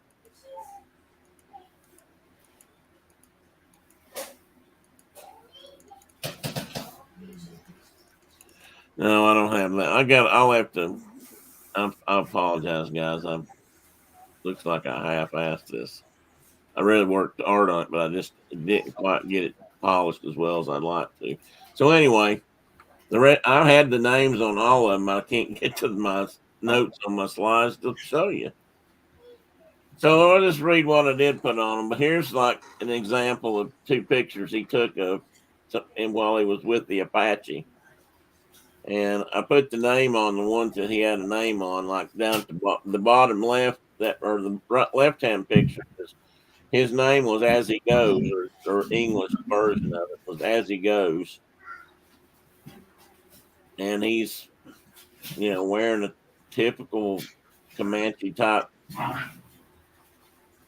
dress. And Mark, correct me here. I was always thought the Comanches there were And Comanches and Apache. Apache. Sorry, there were different groups within the Apaches too, were there not? Tons. Yeah, so I don't know who these. Hickoryas and That's what I Lipons thought. Yeah. and Mescaleros and Well, Geronimo was a Hickory, wasn't he? no, he was a Chiricahua. Wasn't was Cochise a Hickory? No, he was a Chiricahua too. He also okay. I just saw something. He's either got like a And there were Gorget. a bunch of Western bands that lived. Some of them they called Tontos. They lived, over by Phoenix and up towards Prescott and places like that. Yeah. The Chiricahuas lived in southeast Arizona, southwest New Mexico, and the Mescaleros lived in eastern New Mexico. Some of them were plains people, and some of them were desert people. Well, yeah. Hickoryas were plain; they were like plains people. Well, what was Quanah Parker? Was he a Comanche? He was a Comanche. Okay, because they were up in Texas, And they didn't like Apaches. No. So, and this one over here is just supposed to be like something. It says morning. It lists literally how they were labeled originally, and it's just an Apache taking his morning bath, basically waking up, and in this case, they're where water is, so they can, he's washing his face off just like anybody else would. And this is a picture that he had listed just as an Apache scout. And there's Geronimo. And you can see that this is more desert-y country. And yeah, and this on the right-hand side is the old man, Geronimo, probably one of the most famous.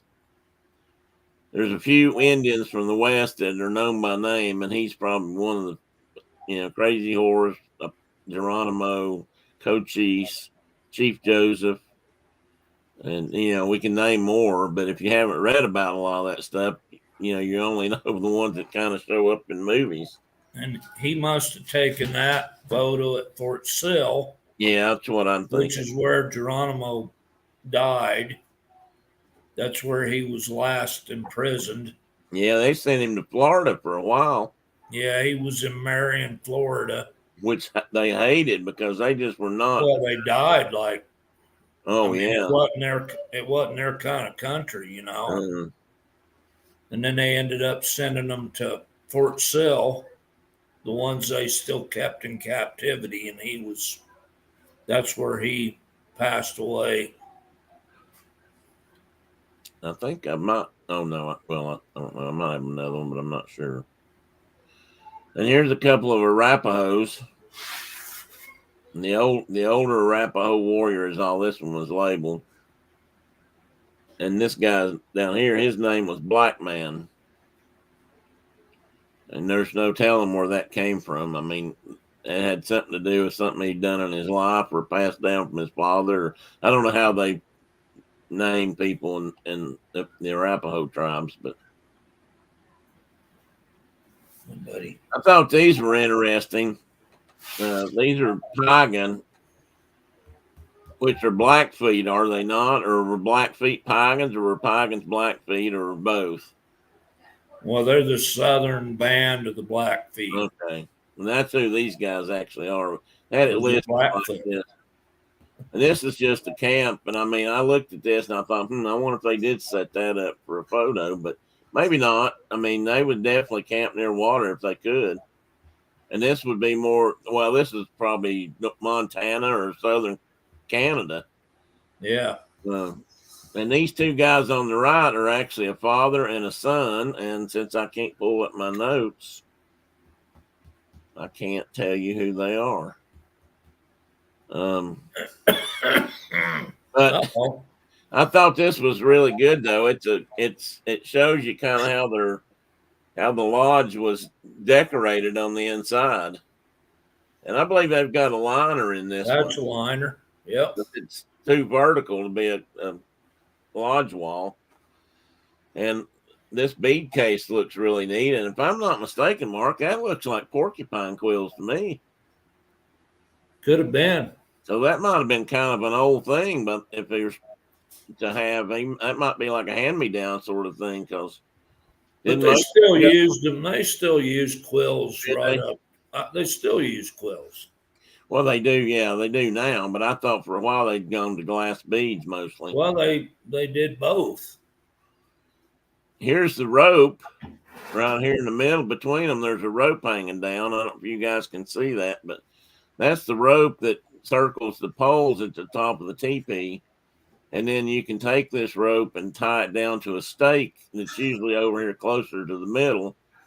If the winds gets really bad or the weather turns nasty, and you can pull it down and hold it to the ground, basically. Teepee is an excellent form of shelter, and it works really well on the plains. I think the shape has a lot to do with that, and the smoke flaps, these poles on the sides, and this pointy flap here, you move those with the wind, and that's how the smoke, it's like a chimney. It's how the smoke gets out of the inside of the lodge. And out on the prairie, it blew pretty much all the time. So it pretty much could evacuate all the smoke. Now, if you're back east and you put one up sometimes, you don't have much wind, you get a little smoke in your eyes. And you get a little smoky. By the time you come home, you smell like a piece of smoked deer leather. These guys, here's the funny on this one. This picture, even as old as it is, was retouched. And I don't know if you can see this, but there's a shadow right here. Right in this area right here, there's a shadow if you look, and you can see the edge of it. And it almost looks like it's something under the edge of the liner. All right, well, hang on a minute, Tina, and we'll address that a little bit. And,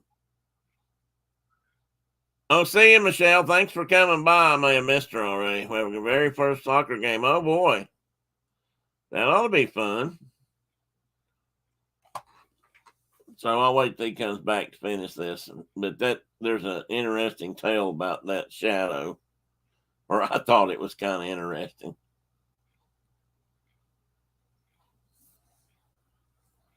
I should have put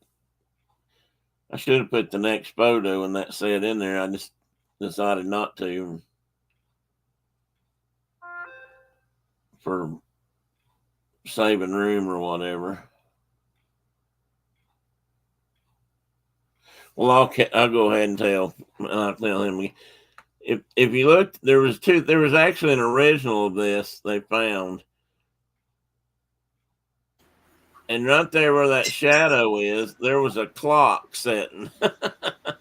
wind-up clock that somebody had, I guess they were using, or the photographer was using, or something, and they'd forgotten and left it sitting in the photo, so they had to retouch the photo and take it out. And this was long before the days of Photoshop or anything, so I'm not sure how they dodged that out. There's a technique in photography where you kind of use a different shape paper or something to throw a shadow on your printing paper when you're making a photograph, printing a photograph. But I don't know if you could have done that then or not. And that, yeah, I don't know how they faded that out. I'd like to figure that out. But anyway, it's a cool photo because it's got all the original paraphernalia in it in the lodge, and they're sitting in a traditional play location. This guy, the son, this is his lodge, and he gets the seat of honor, which is right at the back of the lodge, and his dad sits off to his left here, right to somebody's right as they enter. There was a certain amount of etiquette involved with TP living. We know that because Larry always got to sit. My father always had that spot. That's right. He always got to sit in the middle. And I was where the old man was sitting, and you were on the other I side. was always on the other side. I don't know if that was all probably traditional too, because That's the way we always camped. yeah, pretty interesting. And we I had think I had the low side of the lodge where most of the water pooled. Well, we did wake up with water coming through the lodge a time or two up there. Now Tina said something here about is it not, would that not let the heat out? And I'm sure it did some, Tina, but you can close them down fairly tight. And but They're remarkably warm if you keep the fire going. Yeah, I tell you, and the best way to do that is with a little sheep herder stove, but because you can control the fire burn, but or a flashlight.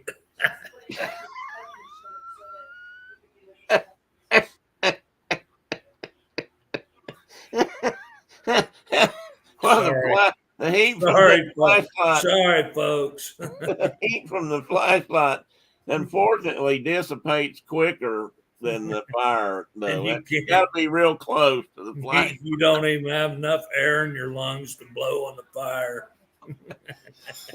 I have to tell that. I have to chase that squirrel now. Oh, What? She said yes. Let me one. We were hunting one year.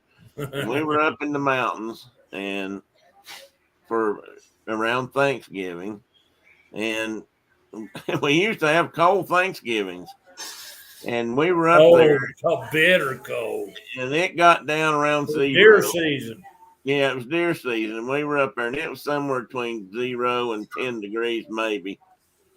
And we had a fire going. And in this particular case, we had a couple of extra people with us. So I was sleeping down right by the door.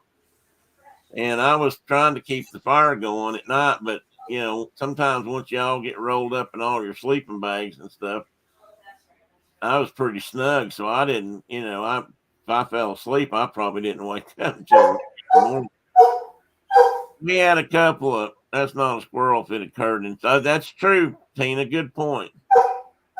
So something woke me up in the wee hours of the morning. It was still pitch dark. And I looked across, and there's two stories here, actually. And I looked across, maybe I turned on my flashlight. Anyway, we had this kid with us named Randy. It was Randy, wasn't it? Yeah. Randy. He was a young guy, and I think this might have been his first hunting trip. I know it was his first time teepee camping in this cold. And he woke up freezing. He was cold. He didn't have enough on. He didn't have enough of a sleeping bag and covers. You know, Mark's dad was rolled up in a buffalo robe. He wasn't cold, and I was pretty warm because I had a good sleeping bag and a blanket. And Mark was probably doing okay, but a couple of the other guys were struggling a little bit. And Randy woke me up because he was leaning over the fire pit, which is in the middle, and he was trying to blow on it to get the fire built back up. He wanted to, blow on the coals, and you get it, it makes the fire flare up. So he was trying to get more heat out of the fire, and I sat there and watched him for a minute, and he was making these noises and these motions like he was blowing on the fire, but nothing was coming out. I swear as God above, nothing was coming out fast in his lips, and he wasn't getting any reaction out of the fire whatsoever. And then we had another guy with us one time, and I don't remember which one that was walked in the tent, the teepee, but he was putting his shoes on or boots on, and he was sitting there with his flashlight, and he was just kind of shining it on his foot. And somebody asked him what he was doing. He said, "Well, I thought maybe this would warm my foot up." And somebody said, that ain't going to work, don't you? And he said, "Yeah, but it's okay if I think it is." He said, "I like to think it's warm," or something to that effect. Oh, God. I never will forget Randy, man. He was hunkered down in that fire. And he was so cold that nothing, he just couldn't even make a good breath. Oh, my word. So I got up and made the fire up, built the fire up. It was a funny, it was a funny trip. Here, bud.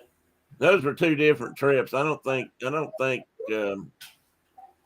no, you're not. That was Kent's brother. It was Kent's brother. Go in there. Brian that had the flashlight on his foot.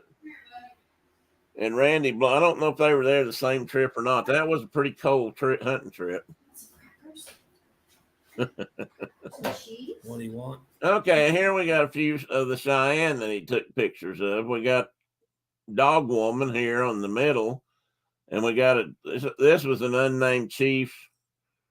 And you can see he's not dressed up in all that regalia they usually showed him dressed up in. Now, this Cheyenne maiden down here that's how it was listed, has a pretty formal bit of dress on there. I'd say that's for dancing, ceremonial type dancing, or possibly even wedding. They did some pretty fancy stuff. And it looks like a very light colored skin, too. Probably smoked and probably been chewed on till it's buttery soft. That gal in the middle on the top, Dog Woman, she's got elk teeth on her. Yeah, and that takes a lot of elk to get that many teeth. There's two of those in every elk. Yeah. So if you had a dress that looked like that, or even more, I've seen them there's way more of them on there. Your man was a good hunter. Tina said that's business casual, and as opposed to Sunday best. That's true. No, anyway, what were you saying? Two of those teeth in every elk's mouth. Yeah, they're canine teeth. They're vestigial canine teeth on the top of an elk's jaw or skull, and there's only two of them in each animal. So that's a lot of animals. And I've seen them that are much more heavily done than that. Yeah. And so every one of those elk was. Every two of those.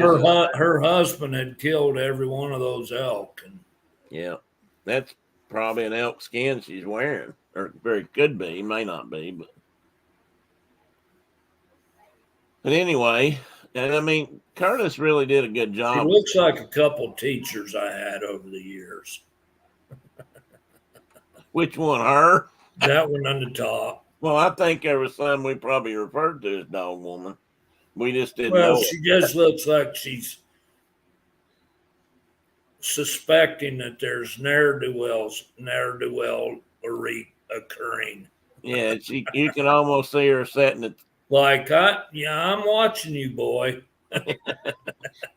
Yeah, you boys there by the edge of the woods. You don't be getting up and going off in the woods and think I don't see you. Stealing pemmican off the rack. Yeah. maybe brought their bow to school and they got to put that in the corner, strung and leaning up the proper way to Yeah, do it. in the sunshine. That is exactly what her expression says, Tina says. I think you're right. That's probably pretty good. That's probably I'm accurate. watching you, boy. Now I just got a couple of Chinook photos, but he took a lot more. Like Mark said, he spent a lot of time out on the West Coast, and Which is really cool because those people hadn't been there right, wasn't a lot of documentation about their lifestyle and their lifestyle hadn't because been they weren't like anything big either. fighters of America or whatever, you know. Yeah. These people were amongst native tribes. And Lewis and Clark talk about this a lot. The people that lived along the West Coast up here in Northern California, Oregon, Washington, up around Seattle, that area that we now Seattle, they were sort of rich in their own way because they had food with such an easy. They could get food so much easier than the other tribes did. They didn't have to pull up roots every 3 or 4 months and move the village to, chase the buffalo or whatever so they could always have food. They came out of the rivers out there like the Columbia and all the salmon. There were salmon runs every year and all that kind of stuff. So these guys actually had time and abundant. That's one of the reasons I've read that the totem pole was so unique out there in the Northwest was because they actually had enough time on their hands that they could do something like that. Indians back east and in the prairie west didn't have that ability, and that's why they guys had these big ornate canoes and these big ornate totem poles and stuff like that. And John's probably gone. I was going to tell him. I mean, this old lady's probably out there picking up mussels or something, or bivalves of some sort. That's going to go back and eat. Good. And this big canoe over here on the right is another example of what I was talking about. Native Americans in the East, this would have been birch bark probably. And they did make some pretty big canoes, but I don't know if it was this stout. This is more of a hollowed out tree kind of thing, but at a large and professional scale almost, if you will. And these guys were able to do that. They had the time to sit down and make a canoe like that, and the ones in the East didn't. It's pretty amazing. Lewis and Clark talked quite a bit about that. Of course, they also said they got tired of fish after a while. Here we got some Comanches. We got Chief Left Hand down here on the lower right, left, and then we got a group of the photo on this one was labeled Quanah Parker and Friends. Wait till Mark gets back. He knows something about Quanah. Did you hear what I said? Quanah Parker and Friends. Yeah, that's what that photo is labeled.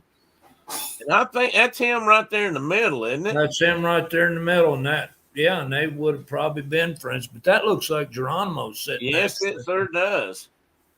And they went to Washington, D.C. to visit Roosevelt when he was president. That's right. And Quanah and Geronimo and one other guy that I'm trying to think of that was pretty famous all went back there to see him and took their entourage with them, and so that's what that. I mean, some of those men might be Lakota, but who knows? They look like they probably are. No. Brenda and Tina are exchanging pleasantries. Chuck's watching. Brenda says, I think you've outlasted everybody. Yeah, did Mike leave? Mike and Diana, did they have to leave? I didn't see them go. If they did, I know Michelle did. Oh, well. We're still going to talk about them because that's what we do. Mark and I have talked about some of these things for thousands of hours already, and we'll probably talk 1,000 more. But I thought this was kind of a cool picture. They had all these guys together. I don't Yeah, know. that's definitely back east somewhere. Yeah. Mate, that's actually might have been in Oklahoma. I think it's I think it's that visit to DC. Well, it I could think be. that Geronimo was wearing that same piece of headgear Well, that's good. in Yeah, all those photos. They did parades, it's like come see the wild Indian, yeah. kind of a deal. But Roosevelt never thought of them that way. No, they were different. Now we'll move to the southern corner, kind of the Hopi, and the Hopi and the Zuni and the Navajo all were in kind of the same general location in the continent at this time. But it's almost like the Hopi lived at one end of the Grand Canyon, and maybe the other tribes lived at the other end, and the Navajo Nation kind of encompassed all of it. And there's east of the canyon. Yeah, east of the canyon. Well, yeah. If you look on the map, you see like the Navajo Nation is the size of New England, And it you'll see surrounds little. the Hopi res and the Zuni res. Yeah, that's what I was saying. It's like little inholdings inside that for the Hopi and the Zuni. I always thought this, Brent. I have to imagine this wasn't easy to do their hair like this. They've I got think some. they called that a squash blossom hairdo. Yeah, I bet that took a while to do that. Tina says that's where they got. You could be right, Tina. I think that's where they got her hairstyle. Well, there's not many other examples that are close to that. No. And this is also Hopi. This young lady up the top, it's got her, I'm going to guess, a young man on her back there who's looks to be probably getting up in a little bit of age. Like he's got legs that work by then. Yeah, I'm thinking he ought to be walking on his own. And I can't remember who they said this was, but this was mainly set up so you could see one, her clothing, her necklace, and then her hairstyle. And everything most of his pictures were set up that they had on, their authentic, original, not influenced by Americans kind of thing or white people clothing, so that they could take pictures of the way it was. And these people out west were good weavers. They raise sheep and they're a long-haired sheep. I think I've got a picture of one here. I mean, all sheep's hair grows, but these sheep look different to me because they look like they've got long curls. Hoopa. And I looked that up. It's pronounced Hoopa. And this is the Northern California tribe. I think these guys were up on the very top of California, and I can't remember that river or that flows out there. There's a long bay up there, not nearly as big as San Francisco Bay, but still large enough you can see it on a map. Big, backed off pretty far. Oh, what is the name of that place? It might be Humboldt. It might be Monterey. Monterey. No, it's further north. It's further north than that. But anyway, they're Northern California. Again, they're close to the coast, but not right on the coast. But you can see this river's coming out of the mountains there. And this guy's got some kind of a pole that I guarantee he's snagging or catching fish with. And you can see this lady's got beads, lots of beads, necklaces, and what looks to me like to be woven baskets. Those don't look like clay, so that's probably some kind of reed or grass that they're using there to weave those baskets. And if you've ever there are native baskets. Some of these things are amazing. They'll hold water. I mean, they don't just pour in there and it runs out the bottom. Of course, that when you keep them wet, that helps they stay swollen up. But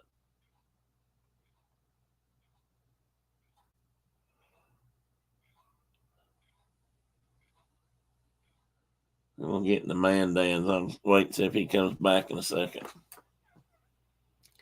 So if Tina and Chuck and Brenda are the only ones left, does that mean that this is just way too boring a topic?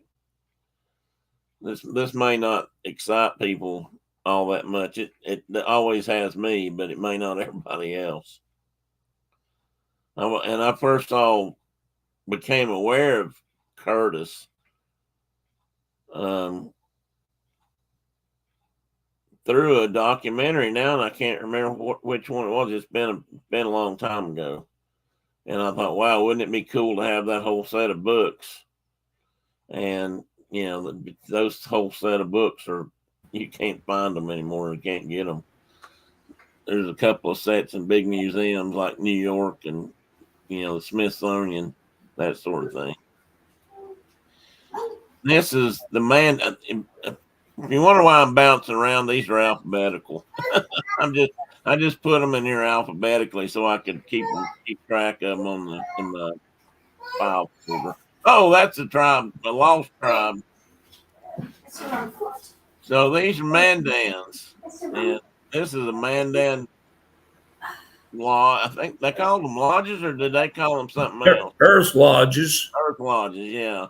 And Lewis and Clark spent their first winter on the river in these lodges. The Mandans befriended them, or vice versa. The Mandans were traders, and they kind of had the first spot on the river as you went up. So they sort of had control of a lot of that trade, or they had contact with them. And first choices, I suppose, they got to pick through the good stuff. So they understood kind of what they could get out of trading, and they were sort of known for that up and down the river too. But Mandan people are pretty much exhausted, gone. There's some, I'm sure, that can trace their heritage back to Mandans or by stories, but most of the Mandan, there's no Mandan tribes that I'm aware of that have a reservation or anything. Is there, Mark? Yeah, they've got a res. Okay, good. So the Hidatsa, Mandan, and Arikara are all together in North Dakota. Oh, okay. It's not a very big place. But those lodges were big. Some of the, I don't know, that one looks kind of small, but some of those they were large enough they brought their horses inside in the winter. Which is pretty dang big. Yeah, they had a whole side of the Earth Lodge was just for horses. And these had a fire in the middle also, and maybe more, but that's designed to funnel smoke out. But I bet this was smokier on a regular basis than a teepee was. Well, but I don't know, maybe not. When did we do was it last time we had the show in the Sundance where they were hanging people from thongs? Time before last, but yeah. Yeah. So that was inside of one of these. But I mean, some of them were enormous. And again, that one looks kind of small, but maybe it's just the view. But yeah, well, maybe it is a smaller one. I don't know.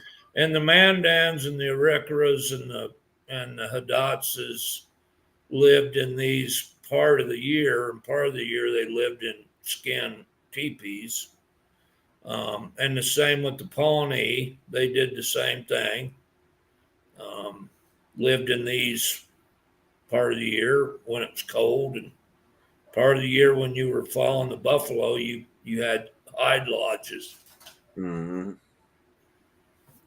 And I put this one on the banks of the Missourian because he included it. He had it in his book. But I mean, this is kind of how Lewis and Clark and those folks and the other travelers up the river found this. And this is kind of typical of the Missouri River back then. Probably is today in some places. But it was just always eroding a bank. It still sloughs off all the time. So it was basically that river stays muddy just about year round, I think, or did. I don't know about now because some of it's tamed, but a lot of it's been dammed. Yeah, that's what I mean. Yeah, Tim But and there are places where Gordita when they drain reservoirs to work on the dams, they find thousands and thousands of buffalo skulls. Where do those what? I'm sorry. Say that again. they said there are places on the river that are dammed that when they work on the dams and they lower the water so that they can work on the dam, Yeah, they find thousands of buffalo skulls where they've come out with sloughed out of the banks and stuff. where they had crossed there for thousands of years. Oh well, yeah, and drowned. Yeah, and then ended up in the river, and now they get caught at the dam. That's it. I didn't know that. That's interesting. And these were also mandans. I took the titles off the photos that they had, and they literally said "Mandan girls picking berries." Well, it's pretty obvious that they're picking berries, so maybe not so obvious that they're mandans. But Choke cherries. Choke cherries. Yep. Which was an important thing with people that lived in areas where you could get them. Maybe still is. Do you guys have them? Choke cherries? Yeah. Yeah. Not very many out here, but east of here, there's tons. Okay. And this guy over here. I wish we had tons of choke cherries. Yeah. I'd be making jelly out of them if I did. It's Crow's Heart, and he's got a Plains grizzly necklace on. Yes, he does. Look at the length on some of those things, man. And these teeth were handed down probably to him from his father, who probably got it from his father, because the Plains grizzlies have been gone for. By the time these pictures were taken, they'd been gone probably close to 100 years. Not quite, but I don't know when they think the last one met its demise. But Lewis and Clark met them, and on more than one occasion. And then Hugh Glass met one of them. Yeah, in a very negative way. So I don't know how much longer they actually were out there, but they were there in 1803 to 1805 time range, 1802, something like that. Brenda's going to get to Massa. I'm going. Yeah, I know. We're going to try our hands at gorditas tonight via one of those recipes. They're good. She tried it with. Oh, I know. Holy moly, that's a lot of grizzly. Yes, they were big, and they had these huge claws because they lived on the plains and they were diggers. If you live out there, you got to figure out how to dig stuff out of the ground to eat it, and this is what they use these claws for. And this is the lone Neanderthal horseman. It's a rare photo that he caught of a Neanderthal. Gee, many criminy. Actually using a horse. We're jumping back. I just wanted to throw that in there somewhere. That was a wet old ride right there. I'm riding Little Joe the Wrangler. Oh yeah, was that your horse or a company horse? No, that was my buddy's horse. He liked paint horses, and I was riding him. We got along. He didn't get along with most humans, but he got along with me and Sammy. Sammy rode him. It was probably Sam's horse in reality, but Sam tried to rope a black bear off of him one day. Oh God! and he chased him across the meadow. That bear kept coming into camp, and so he come riding into camp, and the guys were in camp, and that bear was in camp. Oh, and they're like, "Get him, Sam!" And of course, he just takes his rope out and goes after him. And he's building a loop and running after that bear. And that bear just stopped and turned around and stood up. And Joe bucked him off. Joe said, "The hell with this." And that little sucker tried to buck me off so many times in the mountains. He wasn't very good at bucking, but he was fun. I liked riding him. He'd go for all day long. He was a hard little pony. Was And then that's big old Chuck there in the back that I he got just a packed. pack horse? He was we could ride him or pack him, either one. But see, I got orange flagging hanging all off of him. Yeah, I see So that. somebody didn't shoot me out of the saddle because it was elk season. Welcome, Cherie. I saw you come in, but I didn't want to stop talking for a minute. I watched a YouTube channel called Views from the Road. There's two sisters, and they make all kinds of authentic Mexican food. Yes, they do. That's one of the places we saw how to make gordita. Was she the one, Brent? I guess it was. Yeah, he's a smart horse, Tina. You can bet you on that. Horses didn't survive in that country by being stupid enough to go rope a grizzly bear. Well, he was a blackberry, wasn't he? I mean, a black bear. I didn't mean a grizzly, although I think that's been tried too. Well, they were up there trapping grizzlies when this event happened. So. They were still trapping grizzlies during hunting season? No, it wasn't hunting season when they were up. They were up there in the summer on the Wind Rivers. Oh, okay. They were catching bears for putting radio collars on. They weren't trapping them to skin them and eat them. No, they were scientific research was going on here. Right. They had everybody knows that. Foot snares all over the place, and they were trapping bears for research.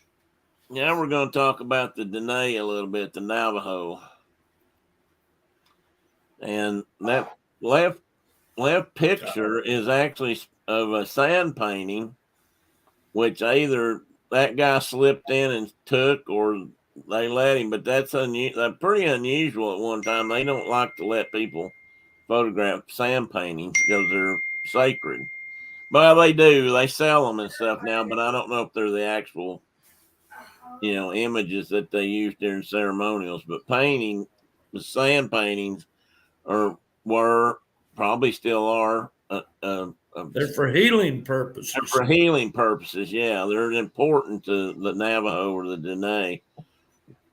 And on the right, we have a singer, or what they call the medicine man, but I put in the Hatali and the singer because that's how they refer to their medicine man or their shaman, if you want to call them that. And these they're the ones that do those sand paintings. Yeah, they're the ones that do the sand paintings, which is part of their training. If you want to be a Hatali, you've got to basically apprentice under an older Hatali, and you have to learn these paintings, and they actually kind of test you by doing a ceremony. And some of these ceremonies for healing might last 3 or 4 days. And they're big events. They usually invite a lot of family and friends in, and depending on what it is, and they feed them and they put them up, and they do a lot of dancing, and they do a lot of chanting, and they do a lot of paintings, and then they destroy the sand paintings. Can you imagine putting that much work into those? They're gorgeous. Yeah. And then it's just it's a very temporary thing. Right. And you're cool with that. Yeah, that's because that's what it's all about. And I think it's in one of Hillerman's books. He talks about one of the ceremonies, and it's one of the important healing ceremonies. It might be the blessing way. Might be. And there's like 9 different sand paintings that Hatali has to know how to do just in his head. Remember how to do this, and there's like 9 he has to perform over the course of the 3 or 4 day period. I imagine the Hatali came out of those things tired and wore out. Of course, they fed them and took care of them because that was part of the deal. And for that they might get traded a couple of sheep, or they might get a few dollars, or they take up a collection, kind of. And they do, they do pay them to do these things. It's that when you have a big ceremony, the family pays for it. So that's just always been the Navajo way. And this is another picture of Hatali, and he actually had this one labeled as my version of the Navajo word that they referred to their singers or healers as Hatali, and pretty close, I think. And this is Canyon de Chelly, and this is there's lots and lots and lots of artifacts and history in that canyon area. There's dwellings and different places, and it's been an important part of the Navajo culture and what they've learned about it historically and that sort of thing. That was 1909. That's actually got his signature on it. E.S. Curtis. There's more.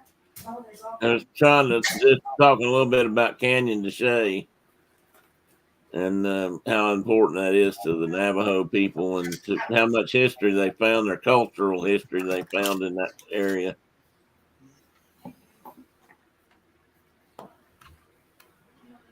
Gorgeous country. Yeah, it's got its own, it certainly has its own unique. I mean, it always amazed me that if you get out there and you really see it, you find, you figure out that there's grass areas and stuff. It always amazed me that these guys were sheep herders. I mean, they were able to raise sheep in the desert, basically. But they had places that were where they could have water and they grew grass, and they were able to do it. Still do. Still do it. Yeah, here's some of their sheep, and I'm sorry the picture's not very good. This is a Curtis picture, but it just was too small resolution for me to blow it up. But if you really look at some of these sheep, you can't see it that well in this photo, but they're kind of a long-haired, curly-haired looking sheep.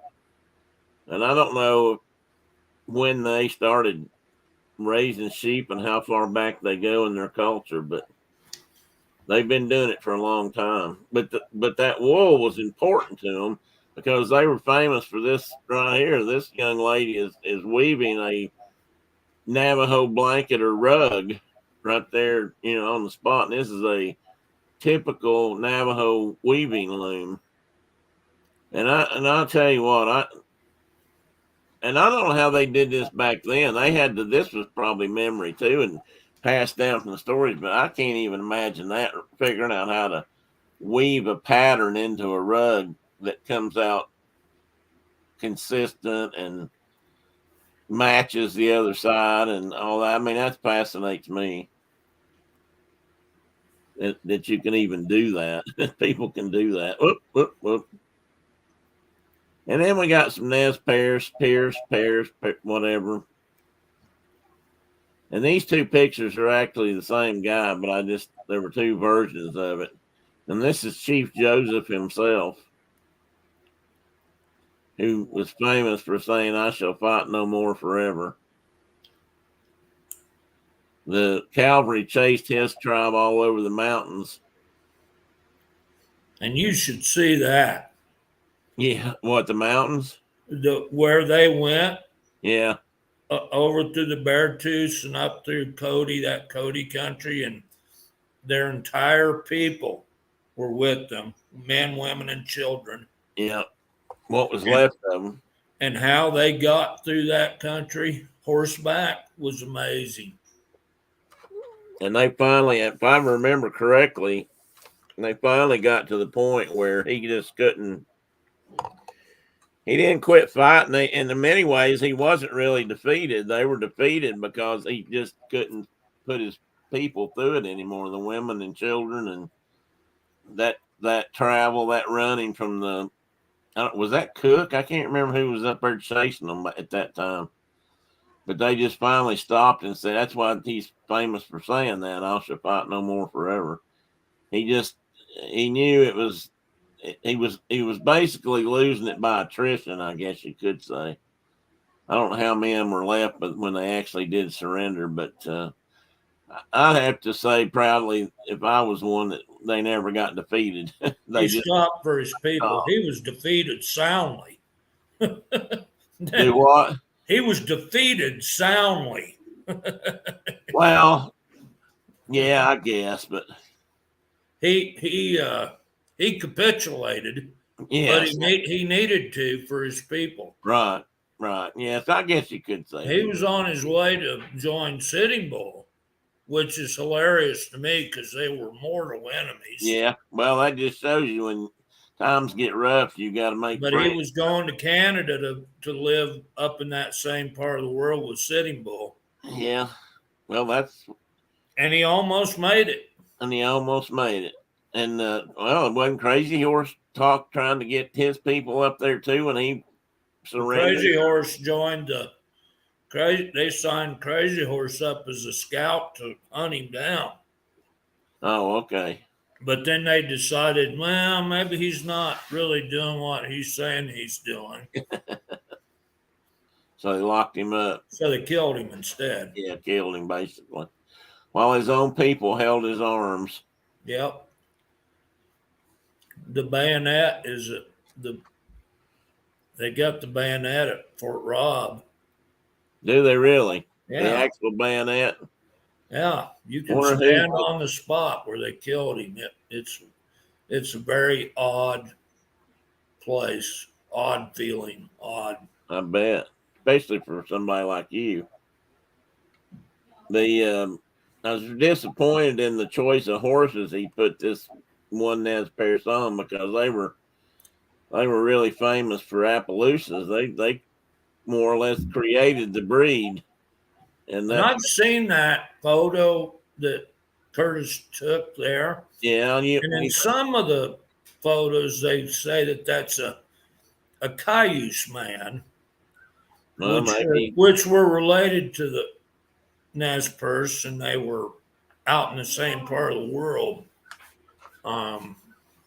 It's a pretty stunning looking animal, though, even though if it yeah, it's a good looking horse. It's just not an appy. Yeah.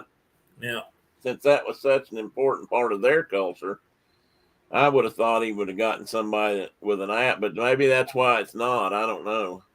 But yeah, that's a good look. I mean, look at that. I mean, that horse, and he knows something's going on too. That horse is well exercised. Yeah, yeah. Look at the muscles. He's alerted to something. Look at those ears back. He's like, I'm going to stomp you, white man, kill you dead. And these are Nunavik. This I only had one.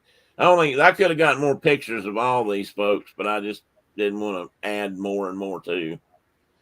And let's see here. This is a Paiute. It's supposed to be Paiute. And this is a gaff they were hooking fish with somehow. Probably one of those salmon run type things where they were pretty thick.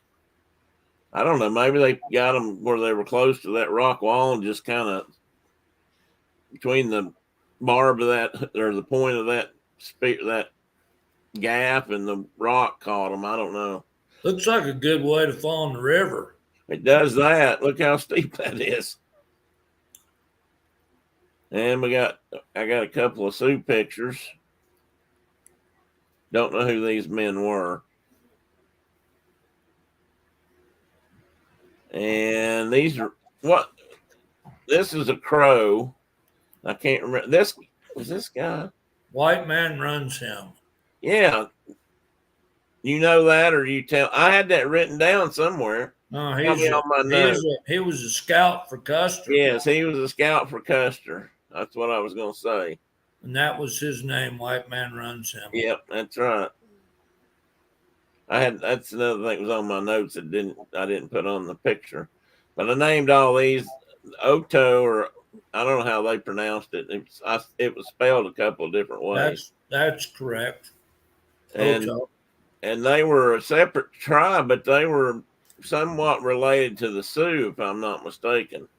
Or they had some Sioux. They called them Siouxian ties, or their language had parts of the. They're of that language family. Yeah, that's how. You know, you had Iroquois and you had like Siouan, Athabascans. They're of that language family, and they were Eastern Plains people that lived with the over by the Pawnee. Right.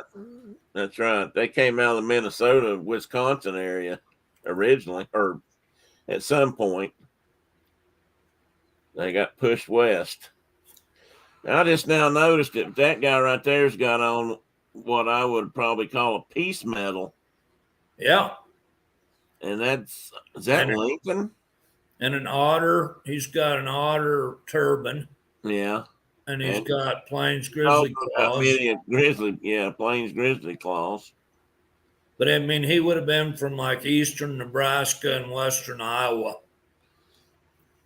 And these are all the names that were on the pictures, the photos when I caught them. And Tina said, "War makes strange bedfellows. The enemy of my enemy is my friend," and that's very true. That was one of the problems that Native American tribes had in this country, stemming the flow, if you will. They probably never would have stopped it, but they were so scattered and separate tribes that it was hard to get them all together to act as one and have larger forces. Tecumseh worked very hard on that. Crazy Horse worked on that same idea some. And it might have worked for a couple of battles, but it didn't tend to hold together.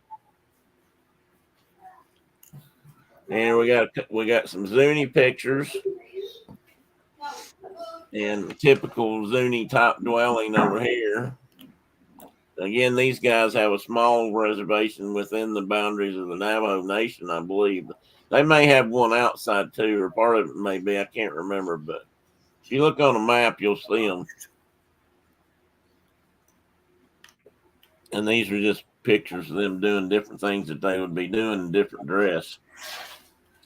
You got two girls holding carrying a jar on their head. Yeah, if you if you saw National Geographic growing up, I only ever saw women carrying things like water containers and things on their heads in India or Africa, but they did it here too. And I still wonder how the hell they do that. But they can carry that thing full of water and just walk under it. It's amazing. And the Zuni girl in the middle is just showing dress and, some of their appropriate dress. I can't remember if it was the Zuni or the other group, Hopi, that were famous for their silver and turquoise, more so than the Navajo. Do you remember? I'm sure you know, but. Well, the Navajos are the silver turquoise work. Where are they? Okay. Hopis and Zunis are famous for basketry and pottery. Okay. I guess that's what I was thinking. And I didn't label these or name these, but I know this one over here was named something about man with a crane hat on his head. Or heron hat. Excuse me. This is probably ceremonial. And this is another West Coast tribe by the looks and the dress, I would say. And this is an Alaskan family. I don't remember which group they were with. And this gal over here might be Zuni, or looks like it. By her haircut and what she's doing, yeah, that's what I'm thinking. And this bottom one is either Kootenai or one of the coastal tribes. Same with this photo. I didn't catch. I wanted to catch this one because it shows this large food cache that I don't know if this was Inuit or which tribe this is, but I think they probably all do something like this. When they store food up, they put it in something like this to protect it from grizzly bears and polar bears, probably up off the ground. And then that's pretty solid looking to me. Wolverines, yeah. Yeah, that's another good point. And I don't know if anybody's left in here that ever watches Alone, but this most recent Alone, which I've not seen the end of, so don't give me a spoiler. There was one of the guys there tried to build a food cache up in a tree, but he didn't do a very good job of it. I suspect this because they were able to probably get away with something like this because it was cold too. I mean, this is like a deep freeze in the wilderness kind of thing. That's out. That's kind of like go out in the garage and get something out of the freezer, Tim.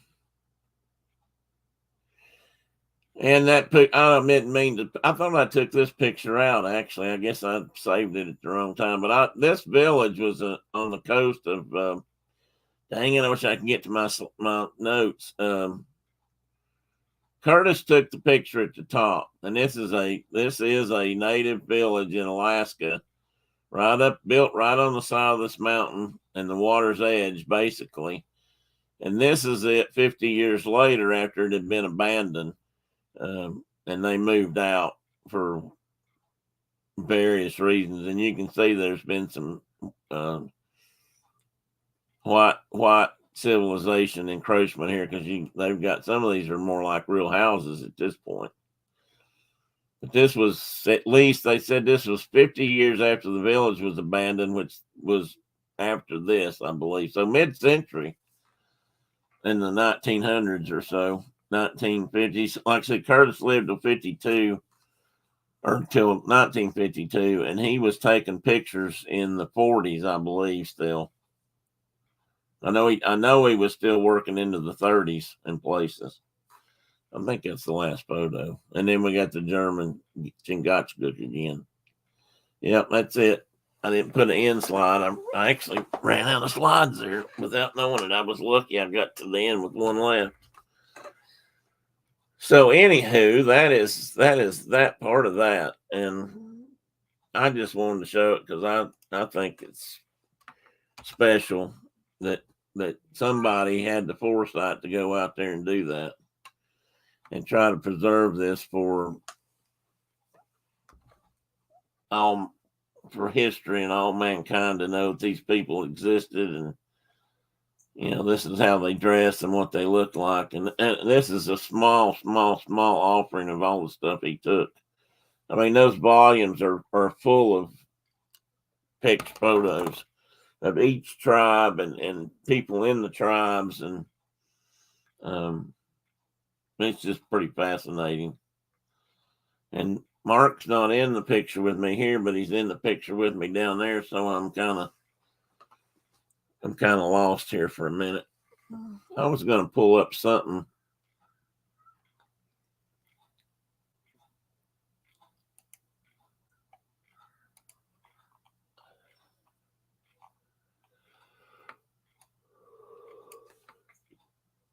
Excuse me.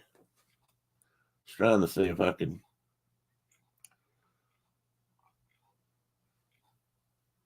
Well, it may not have saved my notes anyway. I don't see them there.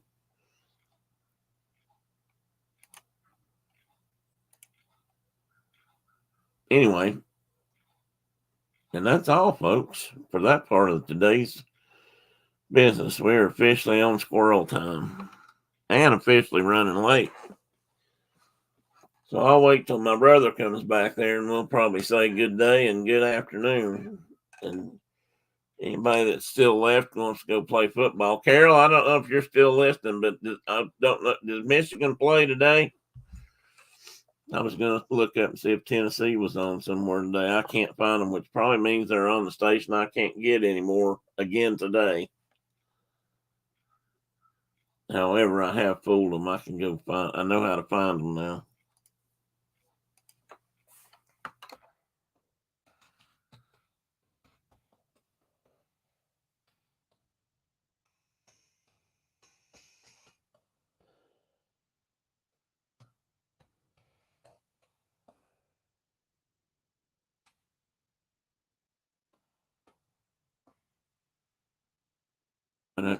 Saturday they're playing Austin P and they're supposed to be on the SEC network. Well, I didn't see them listed. Okay. Now that should be a game to win. I've got to get my TV going here in a minute.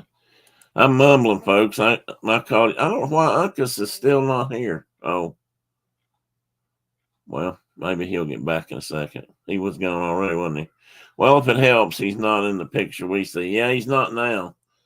I was getting confused there by the delay. I swear it seems like this delay has gotten longer from this photo to my side over here, the StreamYard, the action part of this thing. And you switch over here to the YouTube part, and there's a time delay, which I guess is a good thing if you know how to quickly edit and censor things. And I should know how to do that, but I don't, other than just stop it. I'm not sure how that works yet. Well, anyway, Tina, I hope you and Chuck enjoyed it.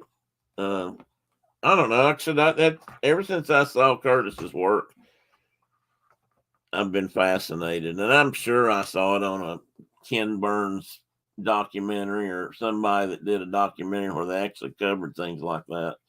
And although it's been quite a few years back, so I'm not sure which one or who did it, but that's how I learned about him. I think I may have picked up a book about him too. That's possible, that talked about it, but I think he did good work and important work to me, because these tribes, all we would have are drawings or stories that to pass down if it wasn't for somebody like him. Again, preserving history the best way we can at the time, and trying to keep it to pass on. Brenda, are you still here? Cherie, are you still here? Brenda got really quiet, so I don't know if she's still up there or not. She may be getting ready to go to the store. I don't think she's left yet.